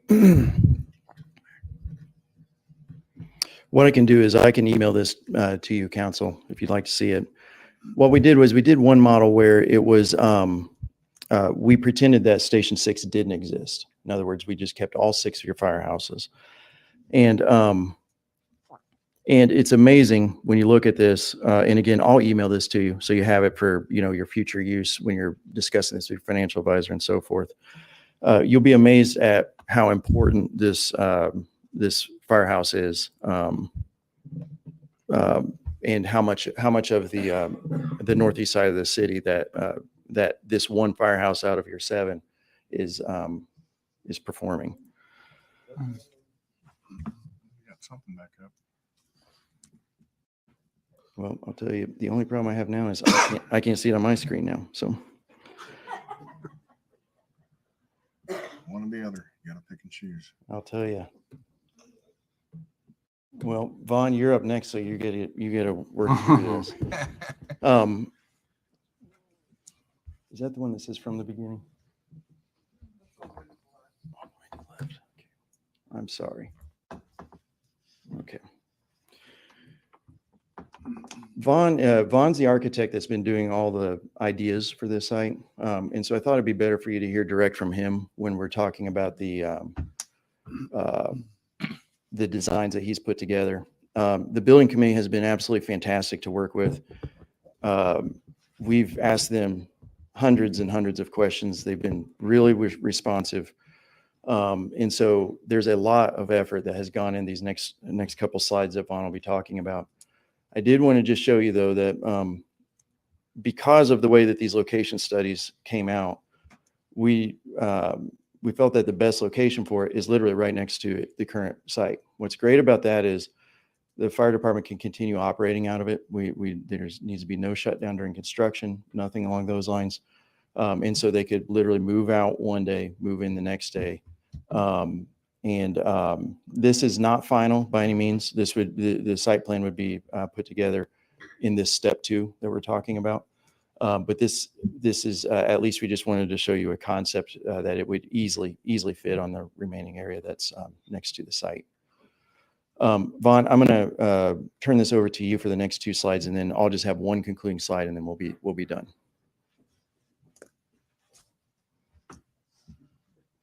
Good evening. My name is Vaughn Wilson. I'm the Public Safety Studio Lead with RQAW. So I will be just walking through the concept we have for Station 6. Ideally, I'd be able to zoom in and kind of walk you through here, but I don't think we have that capability anymore. Can you see my mouse? Oh, wait. There we go. That's not really clear, is it? Okay. I'll do my best to try to explain where we're looking at right now. So the left side, the larger side, is the apparatus bay and the apparatus bay spaces, which would be the hot zone, which Greg mentioned. And then the smaller right portion is the living quarters. So starting off with the apparatus bay on the left, we have 3 pull-through bays. The top left would be just space for mechanical. Directly below that is SCBA, which would be your tank fill room. Below that is the gear laundry room, which would consist of gear extractor, dryers, a residential washer and dryer for your rags and anything else that you wouldn't want to get mixed in with all your other laundry in the living quarters.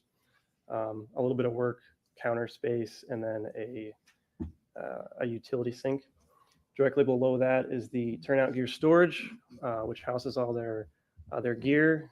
In this concept, we have 24 lockers, which is 3 shifts of 8, which is what the station is built for room to grow for the next 10, 20 years. And then directly below that in the bottom left is the maintenance storage with a roll-up or coiling door for easy access if they have any mowers and whatnot. So to go directly into the bay, or into the living quarters, excuse me, we have 2 airlocks, which are important. Like Greg mentioned, we want to keep that the hot zone hot by pressurizing those airlocks in the living quarters. Even if the doors are open, the air moves out into the apparatus bay and not vice versa. So top left of the living quarters, we actually have a hazmat restroom, which is accessed from the apparatus bay for anyone that needs to decon, shower. Before entering the living quarters, there's a restroom and a shower in that area.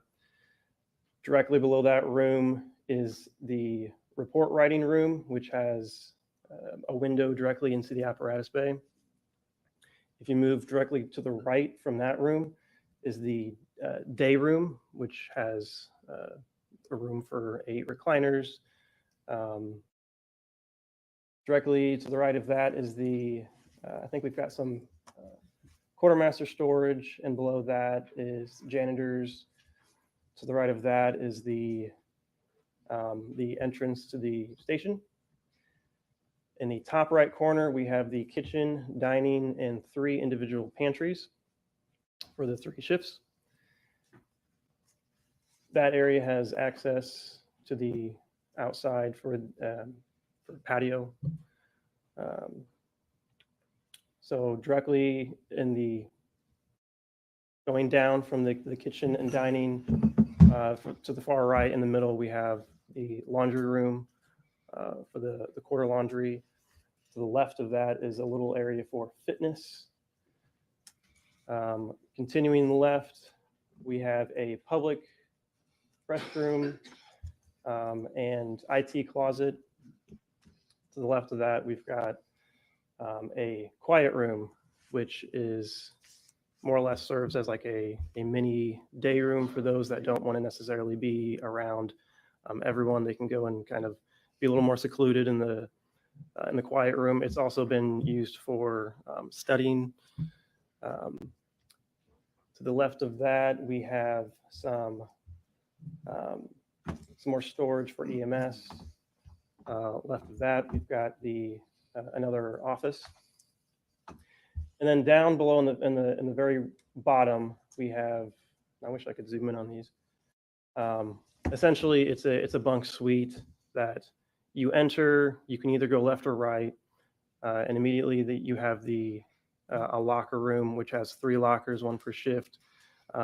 Directly below that is a private bunk on either side. So you've got locker, bunk, and then those 2 share 1 common restroom in the middle. So multiply that by 4, and you've got your kind of your 8 bunk suite alignment there.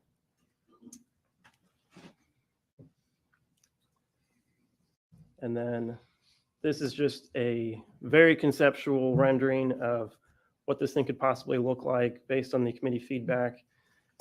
We were looking for something more traditional with kind of a residential feel. So in this design, we've got a stone wainscot at the bottom, brick above that. You can see we've got the arched gables on the roof. On the left side in the middle, we've got a gable that kind of protrudes out towards the viewer, which acts as a canopy for the entrance of the building. Over the apparatus bay doors, we've got arched with stone sweeps over the top, which gives it that traditional feel. There's also a few windows to the left. I apologize, it's kind of hard to see, but those also kind of have like an arched theme happening with that. But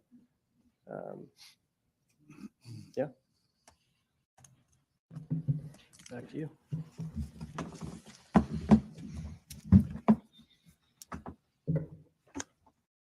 This next screen, and again, we're drawing to an end here.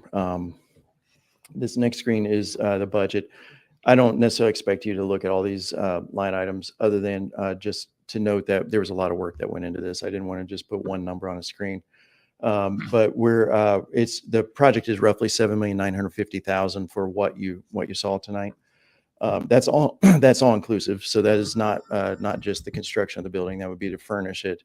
It also pays for all the design fees, the site work, the demo of the existing building, assuming you did want to demo that.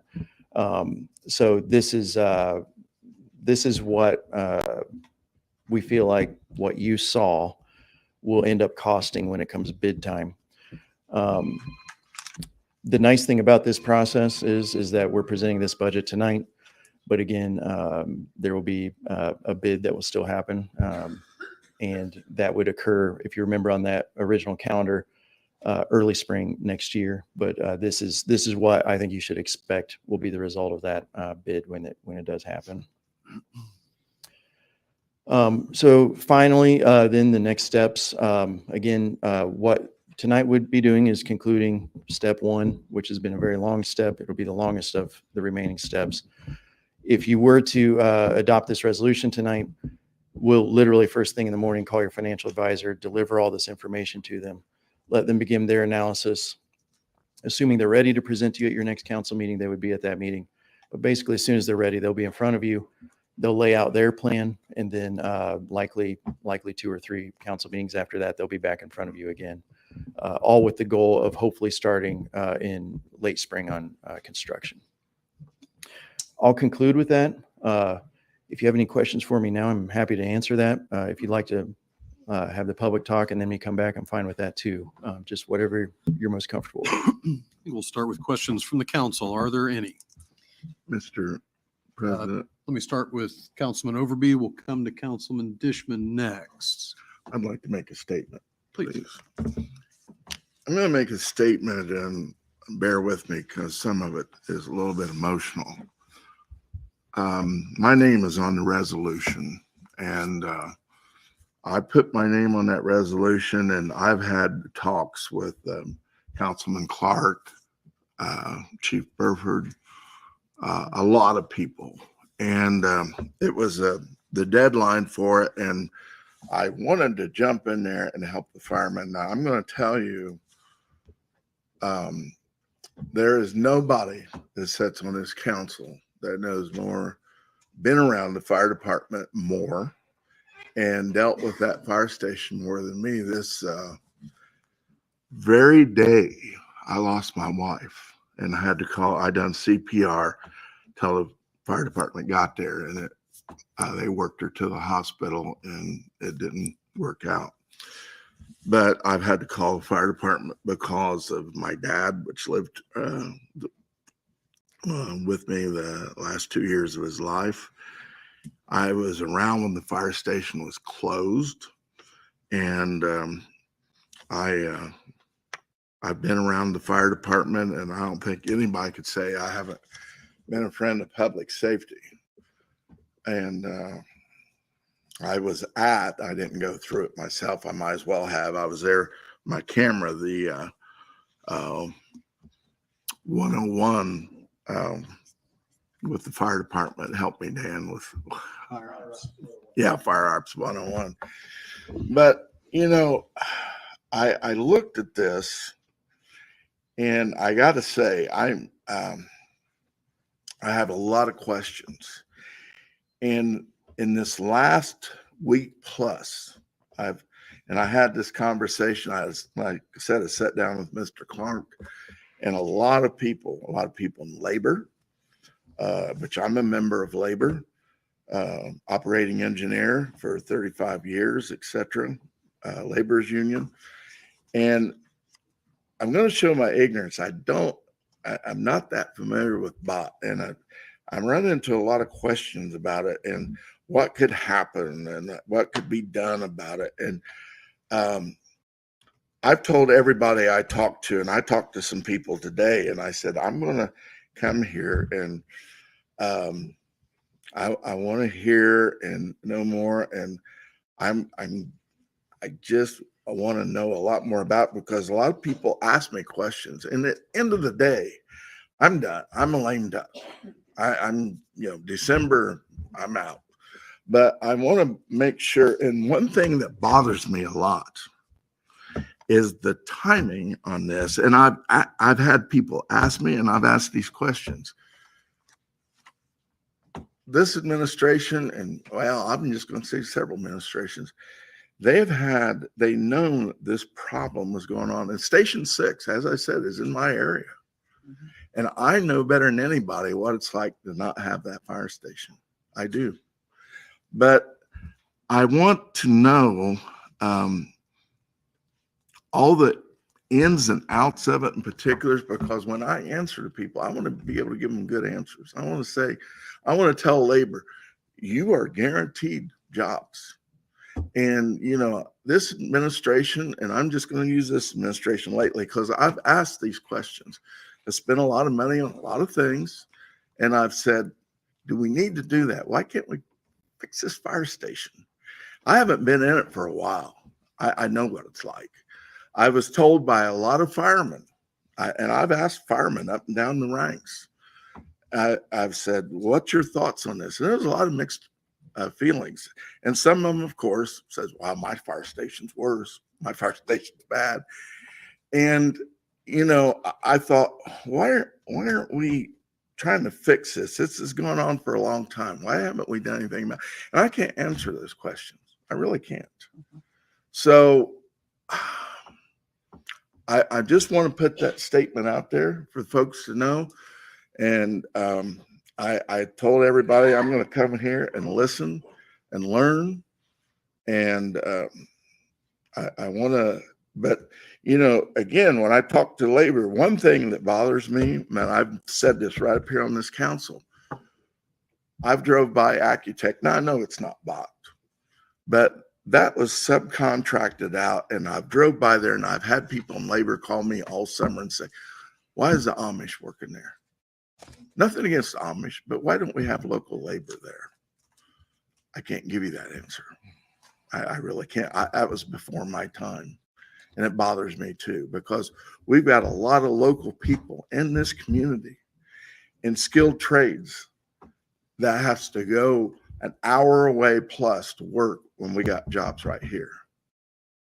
And if I don't see guarantees that local labor is going to work, I don't want to see this dropped. These guys need the station fixed. They do. There's no doubt about it. I'm very sympathetic to that.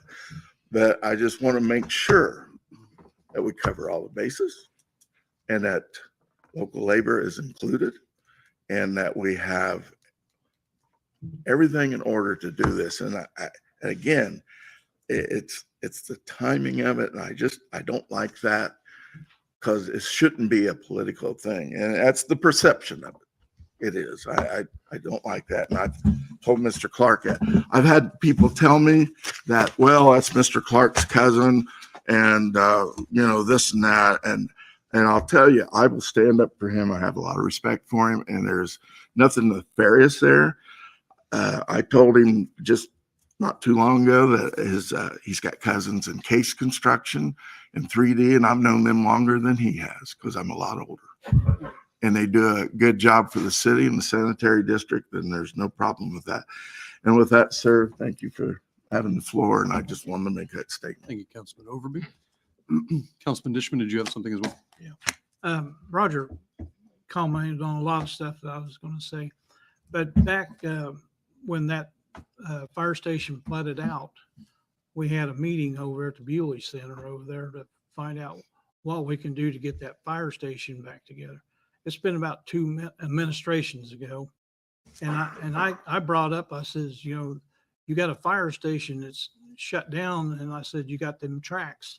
And I said, the only closest station you got right there is number 1 and number 7 over there to do the Whiteley area and the Morningside area. And I said, you don't even have a sign out there that says that fire station is closed due to water damage. And, you know, if people would have came up there and needed help and they would have seen there wasn't nobody there, they could have saved time by going on if they would have had a sign out there. But that was back then. We're talking now. But I've seen the water in that basement of that. When it flooded out, I went over there and looked in there, and it was nasty, mucky looking stuff. And instead of the city going over there and taking the trash pumps and pumping all that, they let it set in there for a month or so. And that was deplorable. But I was very instrumental in help getting that back open for the Morningside and the Whiteley community. Roger, he hounded me when I was in his district. I was the councilman for his area. Roger was on the phone all the time, you know, and you know, we got together and we did get it back open. We got, I think it was 6, and we got, I think it was 4 out there by Cooley Park back on, because they shut 2 of them down. And but I never ever want to have under coverage for that area again out there. And I'm all for this new fire station. I'm all for the other new fire station, but this administration has never contacted me personally about this. I'd like to see hands-on what these new fire stations are going to look like. You know, I'd like to go, I think it was Greenfield or Greenwood, somewhere down that area. I'd like to go to that fire station and look how those are built, you know. But as far as this administration never contacted me about this, you know, this week is the first I've ever knew about it. And I wanted these new fire stations built because we need them. And that one out there is deplorable out there in 6. And I just want to tell the fire department that I am for these new buildings, but I need to go look at and see what's going on. I'm not going to vote for anything that I don't know what's going to take place. You know what I'm saying? And if I would have been called up to the mayor's office and said, hey, this is what we're going to do, I might consider, voting for it, but I want to go see those fire stations personally with my own eyes. And I'm not against it. Don't get me wrong. I'm not against it, but I want to look at those fire stations for myself and see what kind they are. Thank you. Councilman Clark. Mr. Martz, how many fire stations have you constructed? Probably somewhere around 30 or 40, somewhere in there. Build, operate, transfer projects? Yes, and we've done about 150 build, operate, transfer projects. So very familiar with that statute, and I'd be happy to address that if you'd like me to. I think quickly back to Councilman Overby's concern about labor. You've obviously constructed in all parts of the states, and some locations are more favorable to organized skilled trades than others. How does the exactly build, right. operate, transfer process work for that Well, consideration? Yeah, and I understand your comments exactly, because the state legislature has essentially attacked unions for 20 years now, and there's almost no tools remaining to assure that you can use union or local labor for that matter. This is the last remaining statute that you have to do that. Now, I'll tell you why, where it can be uncomfortable is that the law is used however you intend to use it. And so there are communities, and I'm sure this is why there's some comments like how Mr. Yenser had. There's some communities that could use this law as a way to keep union labor from being used. But the flip side of that coin is this is literally the only law that you can use to ensure that local labor or union labor is being used. So it really is nice in that the power is up to you. The state legislature has this one law here that allows you to use it the way that you deem. And so what I would encourage you to do is use it for good and not bad, and I think what we can do here is just use this in a manner where we can ensure that local and union labor is being used. Thank you. Councilwoman Sylvie. Okay. I'm just gonna be me now. We're saying politics is not being involved. I'm seeing politics in progress right now, and I'm gonna address this in a different scenario. I did go to the fire station today, and it was embarrassing. There is no way if you had a child, you would send them to a school in there. I don't want to tell you how bad it is. Please go visit. That fire station, it's sad that we allow people to sleep in there. I wouldn't allow, I'm okay, I'm gonna stop because I don't want to compare things. I do have concerns. I sat down with them. They were having dinner. I've looked at everything. I like your outside design, but I have a question for you. Let me backtrack. You said 20 to 30% of that design you've already completed, right? And there's anywhere between 70 to 80 that's not completed yet, correct? That's exactly right. Yes. Okay.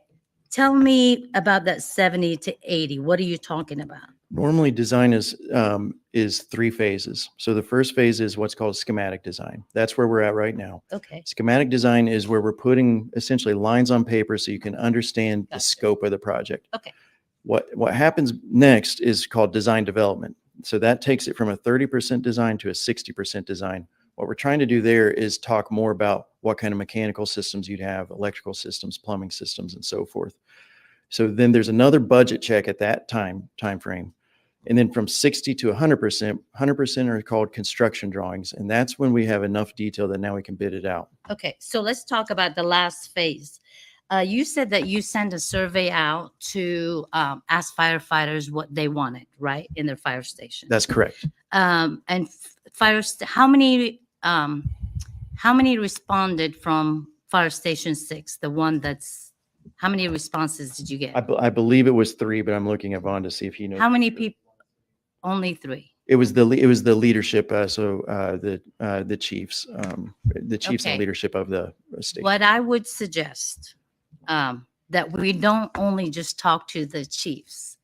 We need to go in that 30 or 20 to 30%, talk to actual firemen and the EMS that are not ranked and see what they want. Because I had conversation with chiefs and just firefighter, and I don't think I think the needs of the firefighters are different than that of the chief. So I would appreciate if you expand your survey and talking to them one-on-one. Also, does anybody on the council here know how many people we've had the most at that fire station? I believe the number is 4, and we are building something for 8. Are we going to be able to staff it? Are we going to build something and not be able to afford to hire firefighters to put them in those? That's what my concern is. Yep. But it needs to be built.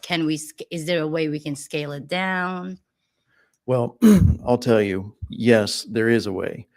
But if you're going to scale it down, the part that's easier to expand in the future is the Bay Area. And at one point we were looking at 4 bays for this fire station and actually already scaled it down to 3. The living area is more difficult to scale later, but it is possible. Okay. Do you have something on the same note? Yeah, on the same note. So with the design, you are going to talk to the firefighters actually and see what they like. So when the final design comes to us, they have input, they have ownership. Yes. Their needs are met, not our needs. I don't care to go look at somebody else's fire station. I want to know that the firefighters right here are getting their needs done. And our needs could be different than somebody else's needs. You're hitting it right on the head what this next phase is.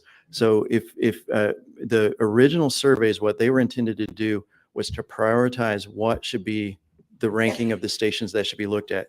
The next phase of design is exactly what you're describing. You couldn't have described it better. This is now going into this next phase would be now concentrating on this one specific firehouse and working with those employees, the people that are actually living there, and they will be involved in that 30 to I 60% appreciate that design. very much Yep. because that's what most of them said to me. We want to be a part of this. Yep. We want to be able to, have ownership. Yep. Thank you. Councilman Ingram. So you said that there were inspections done. Were those inspectors yours or were they independent inspectors hired by the city? They were our engineers. So most of them are from RQAW, which is Vaughn's company. So they were the folks that would actually be putting the design together for the project. So you also said that there were some location studies performed? Yes, sir. Was that by your internal studies or was that commissioned by the city? That was paid for by me. It was done by Schneider Geomatics is the name of the company that did that. There's a few of them in the state that do it. Schneider is who performed this one. And they will be my last. Please. So, to me, there's no question on whether or not this needs to be done. I guess my only hesitancy is with the build, operate, transfer, and this resolution, some of the language in this resolution. Just like a lot of the people in the audience, this is the first time that I've seen pretty much all of this information. And to be perfectly honest, I would like to see that the facility studies, I would like to see the location studies, and I would like to be involved in the design and budgeting if that's the phase 3 that you were also discussing. At this point, what I would like to do is, If I could interject real quick. Councilman Ingram still has Okay. the floor. what I would like to do is motion to table this and push this to the Public Works Committee, which is chaired by Councilwoman Rose Selby. I believe Councilman Overby and Councilman Clark also serve on that committee. In that time, I would like to get all of this information shared with the rest of the council.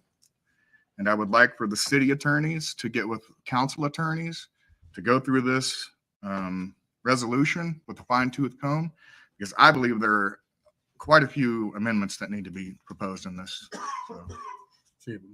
So I would like to make a motion to table and push this to the Public Works Committee. Got a motion on the floor to table and send to the Public Works Committee. Is there a second? I'll second that, just due to there's no one that loves the fire department more than me, literally. I did the fire 101, all that.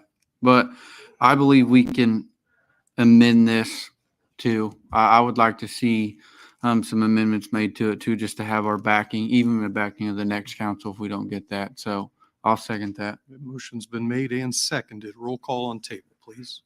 Mr. Green? No. Mr. Overby? Can you repeat? Yes. Mr. Marshall? No. Mr. Clark? No. Mr. Ingram? Yes. Mr. Garrett? Yes. Ms. Selby? No. Mr. Dishman? Yes. President Robinson? Yes. That's 5 yes and 4 no. As Councilman Ingram mentioned, Yes. can I get a point of privilege, please? As Councilman Ingram mentioned, this, so now that it has been officially tabled and sent to the Public Works Committee, that is chaired by Councilwoman Rose Selvey. Okay. Councilwoman, if you'd like me to make a replacement, I'm happy to do that. No. Okay. Councilwoman Selvey, Councilman Clark, and Councilman Overby. So we'll leave it in their hands. Thank you very much, Mr. Martins. Thank you. That is it for the council business. Do we have any other business from the council? Mr. President, just Councilor for the record, I would like to note that on February 17th, 2023, Mr. Vaughn Wilson forwarded the entire facilities assessment to every member on council. So y'all might want to recheck your inboxes and those that said they haven't seen it at all. So for the record, thank you. What was the date on that, Councilman Clark? It would have been February 17th, possibly February 16th, Okay, 2023. I have an email from you on February 15th, Wednesday, February 15th, 2023, 12:19 a.m. with the floor plans and renderings. I never received, although my email's been incorrect in the past, so maybe perhaps Thank you you had very an much. incorrect email. That's all I have. Great. Any other business from the council? Okay, we'll move on to other business.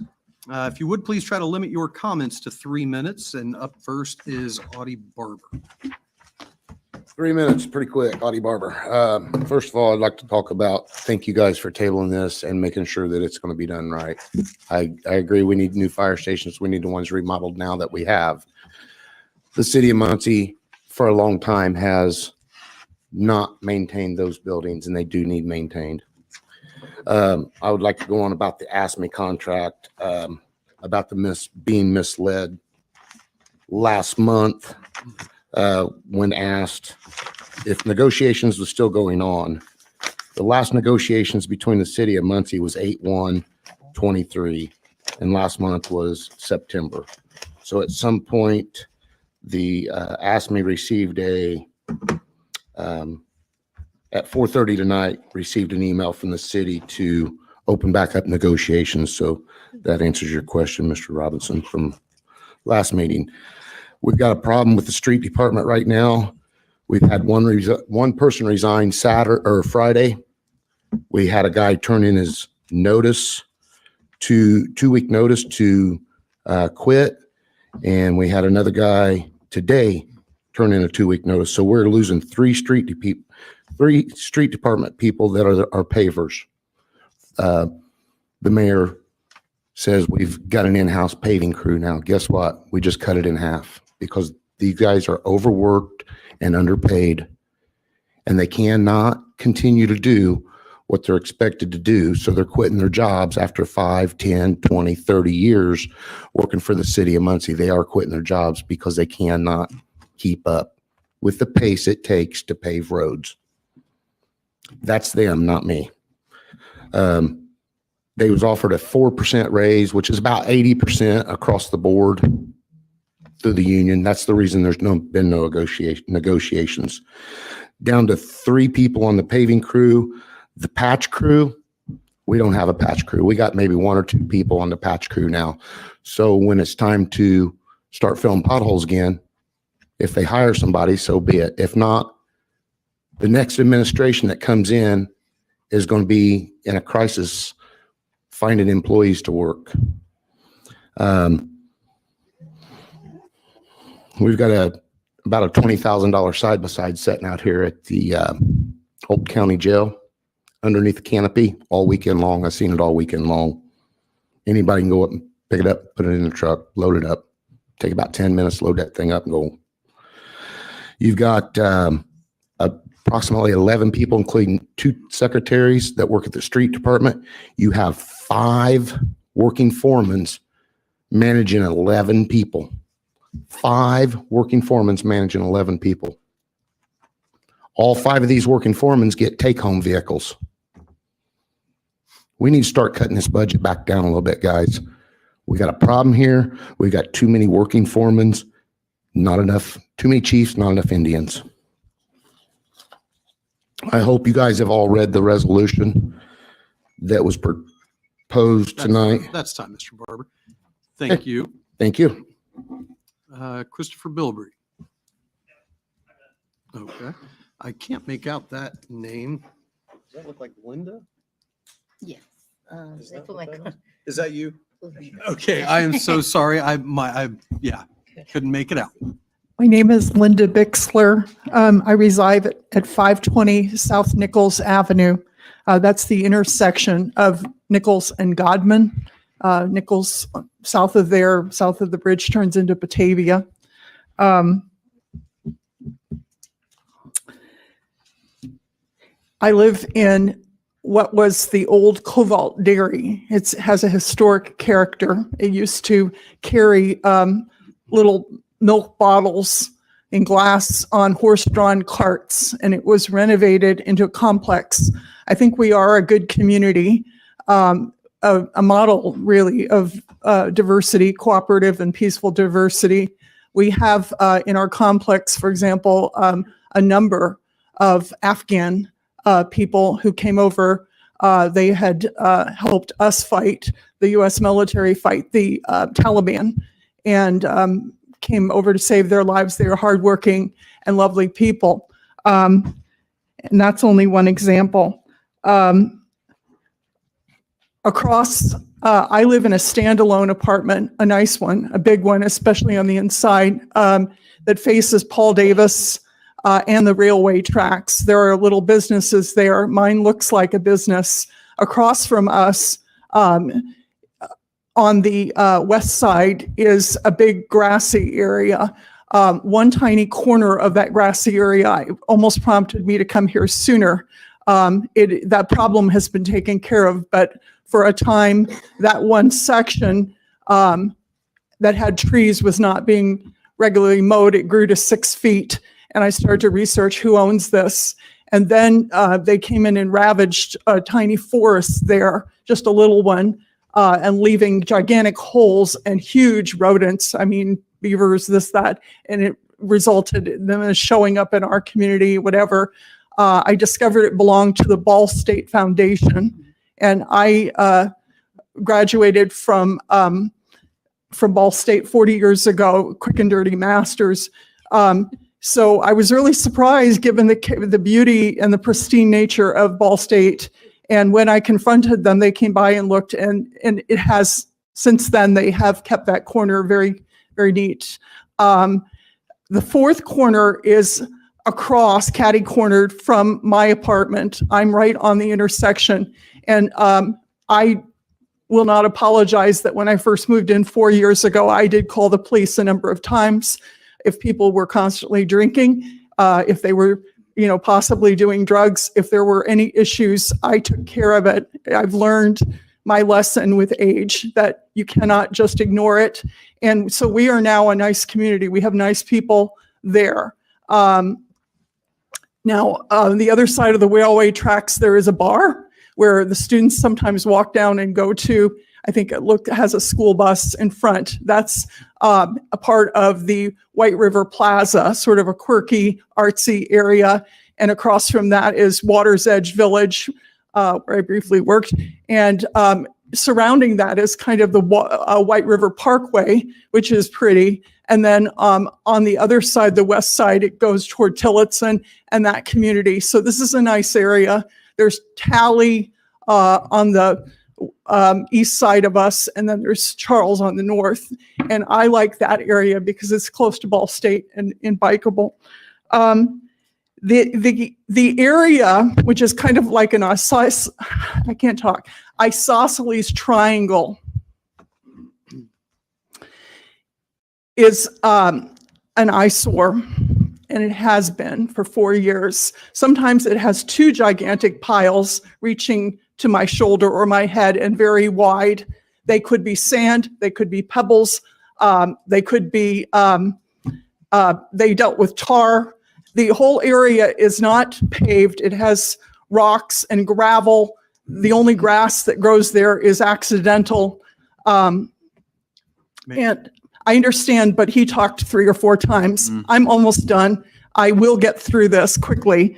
But I understand this is an introduction of an item, but there is no reason that our area should not be a community center for that community.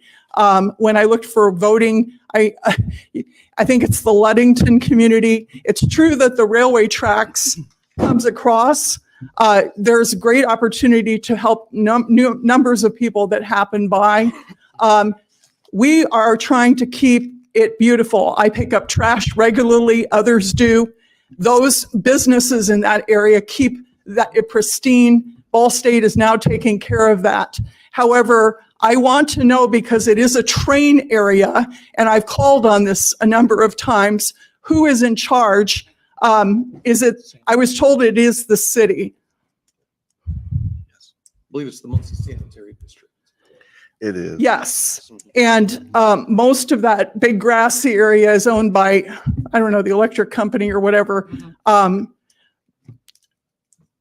Why choose our community? It's a place where trash goes. The children are walking home from school buses, and they're getting the idea that a community cannot possibly. You guys have done amazing things for the area near Covenant Partners. And I lived in Old West End when I first came. I would have never thought that could be resurrected into a nice, cute little park, but it was. And you've done one on Washington and Madison, right about there, that cute little area. And some of the nicest areas, some of the nicest benches and things in this community happen to be in areas where people don't need them, such as outside the golf course on Walnut, and such as outside the courthouse. The county building area, or what used to be the red brick building. We are trying to keep it clean.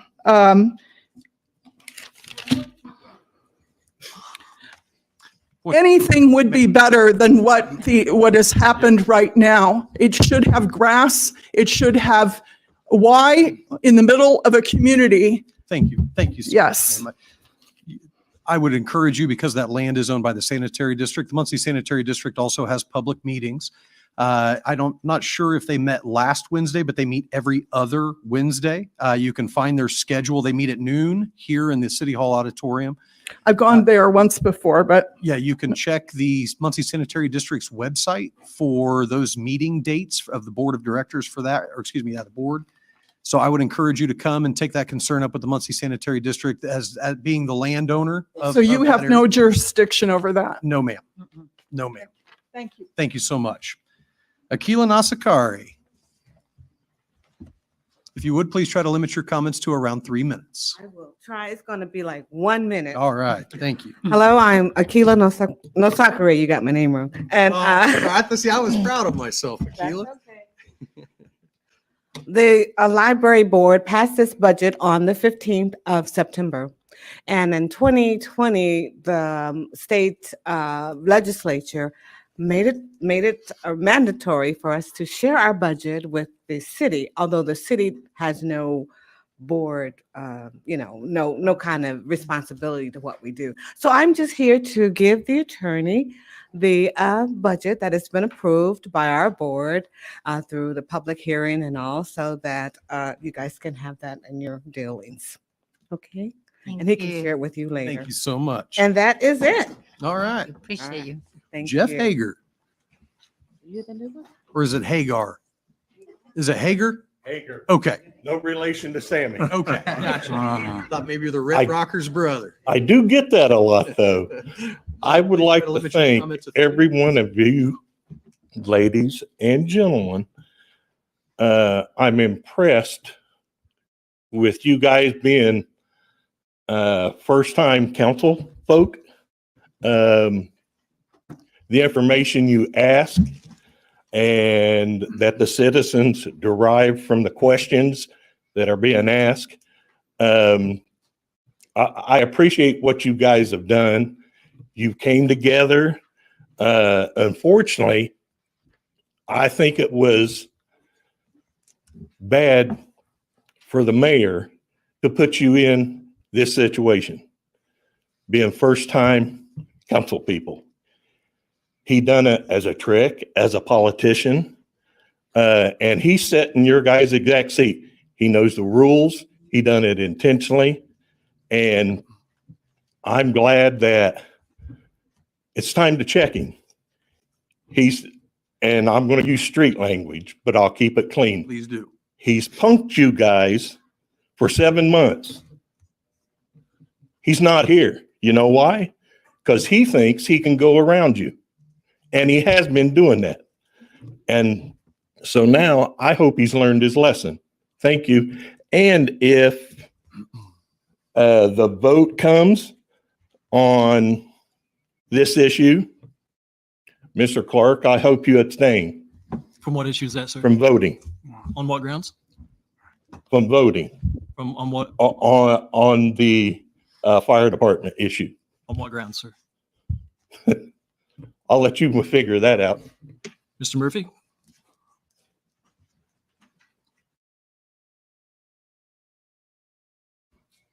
I was asked to review an issue for conflict of interest, and I concur with the prior determination that there is no statutory conflict of interest, and you would not be prohibited from voting on that issue. Thanks, sir. Yes. We good? Is that it? Next. Brad King.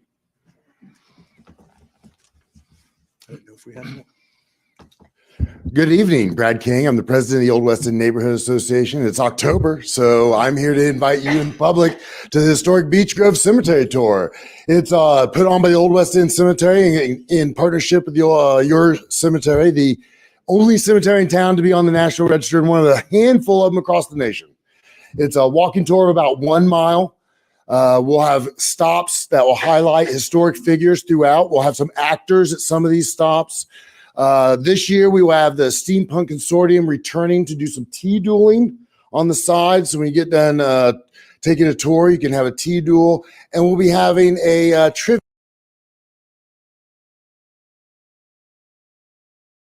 game on the inside this time, thanks to a new partnership with Delaware County Historical Society and Muncie Public Libraries. So again, I hope to see all of you up there and all of you out here in line to tour this great cemetery.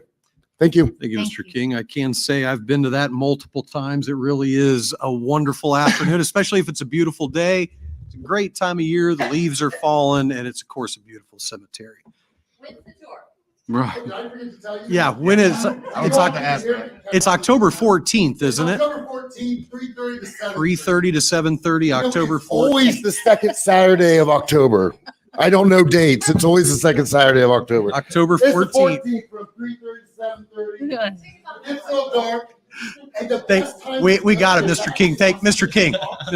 We got it. Thank you. The best time to go is about 6 I o'clock, gotta have really. some kind of The sun is going to semblance come of through and there's all this order. beautiful stained glass. Okay. Mr. King, point of order. I've got to at least keep some control of this meeting. So thank you. Andrew Pop. Thank you.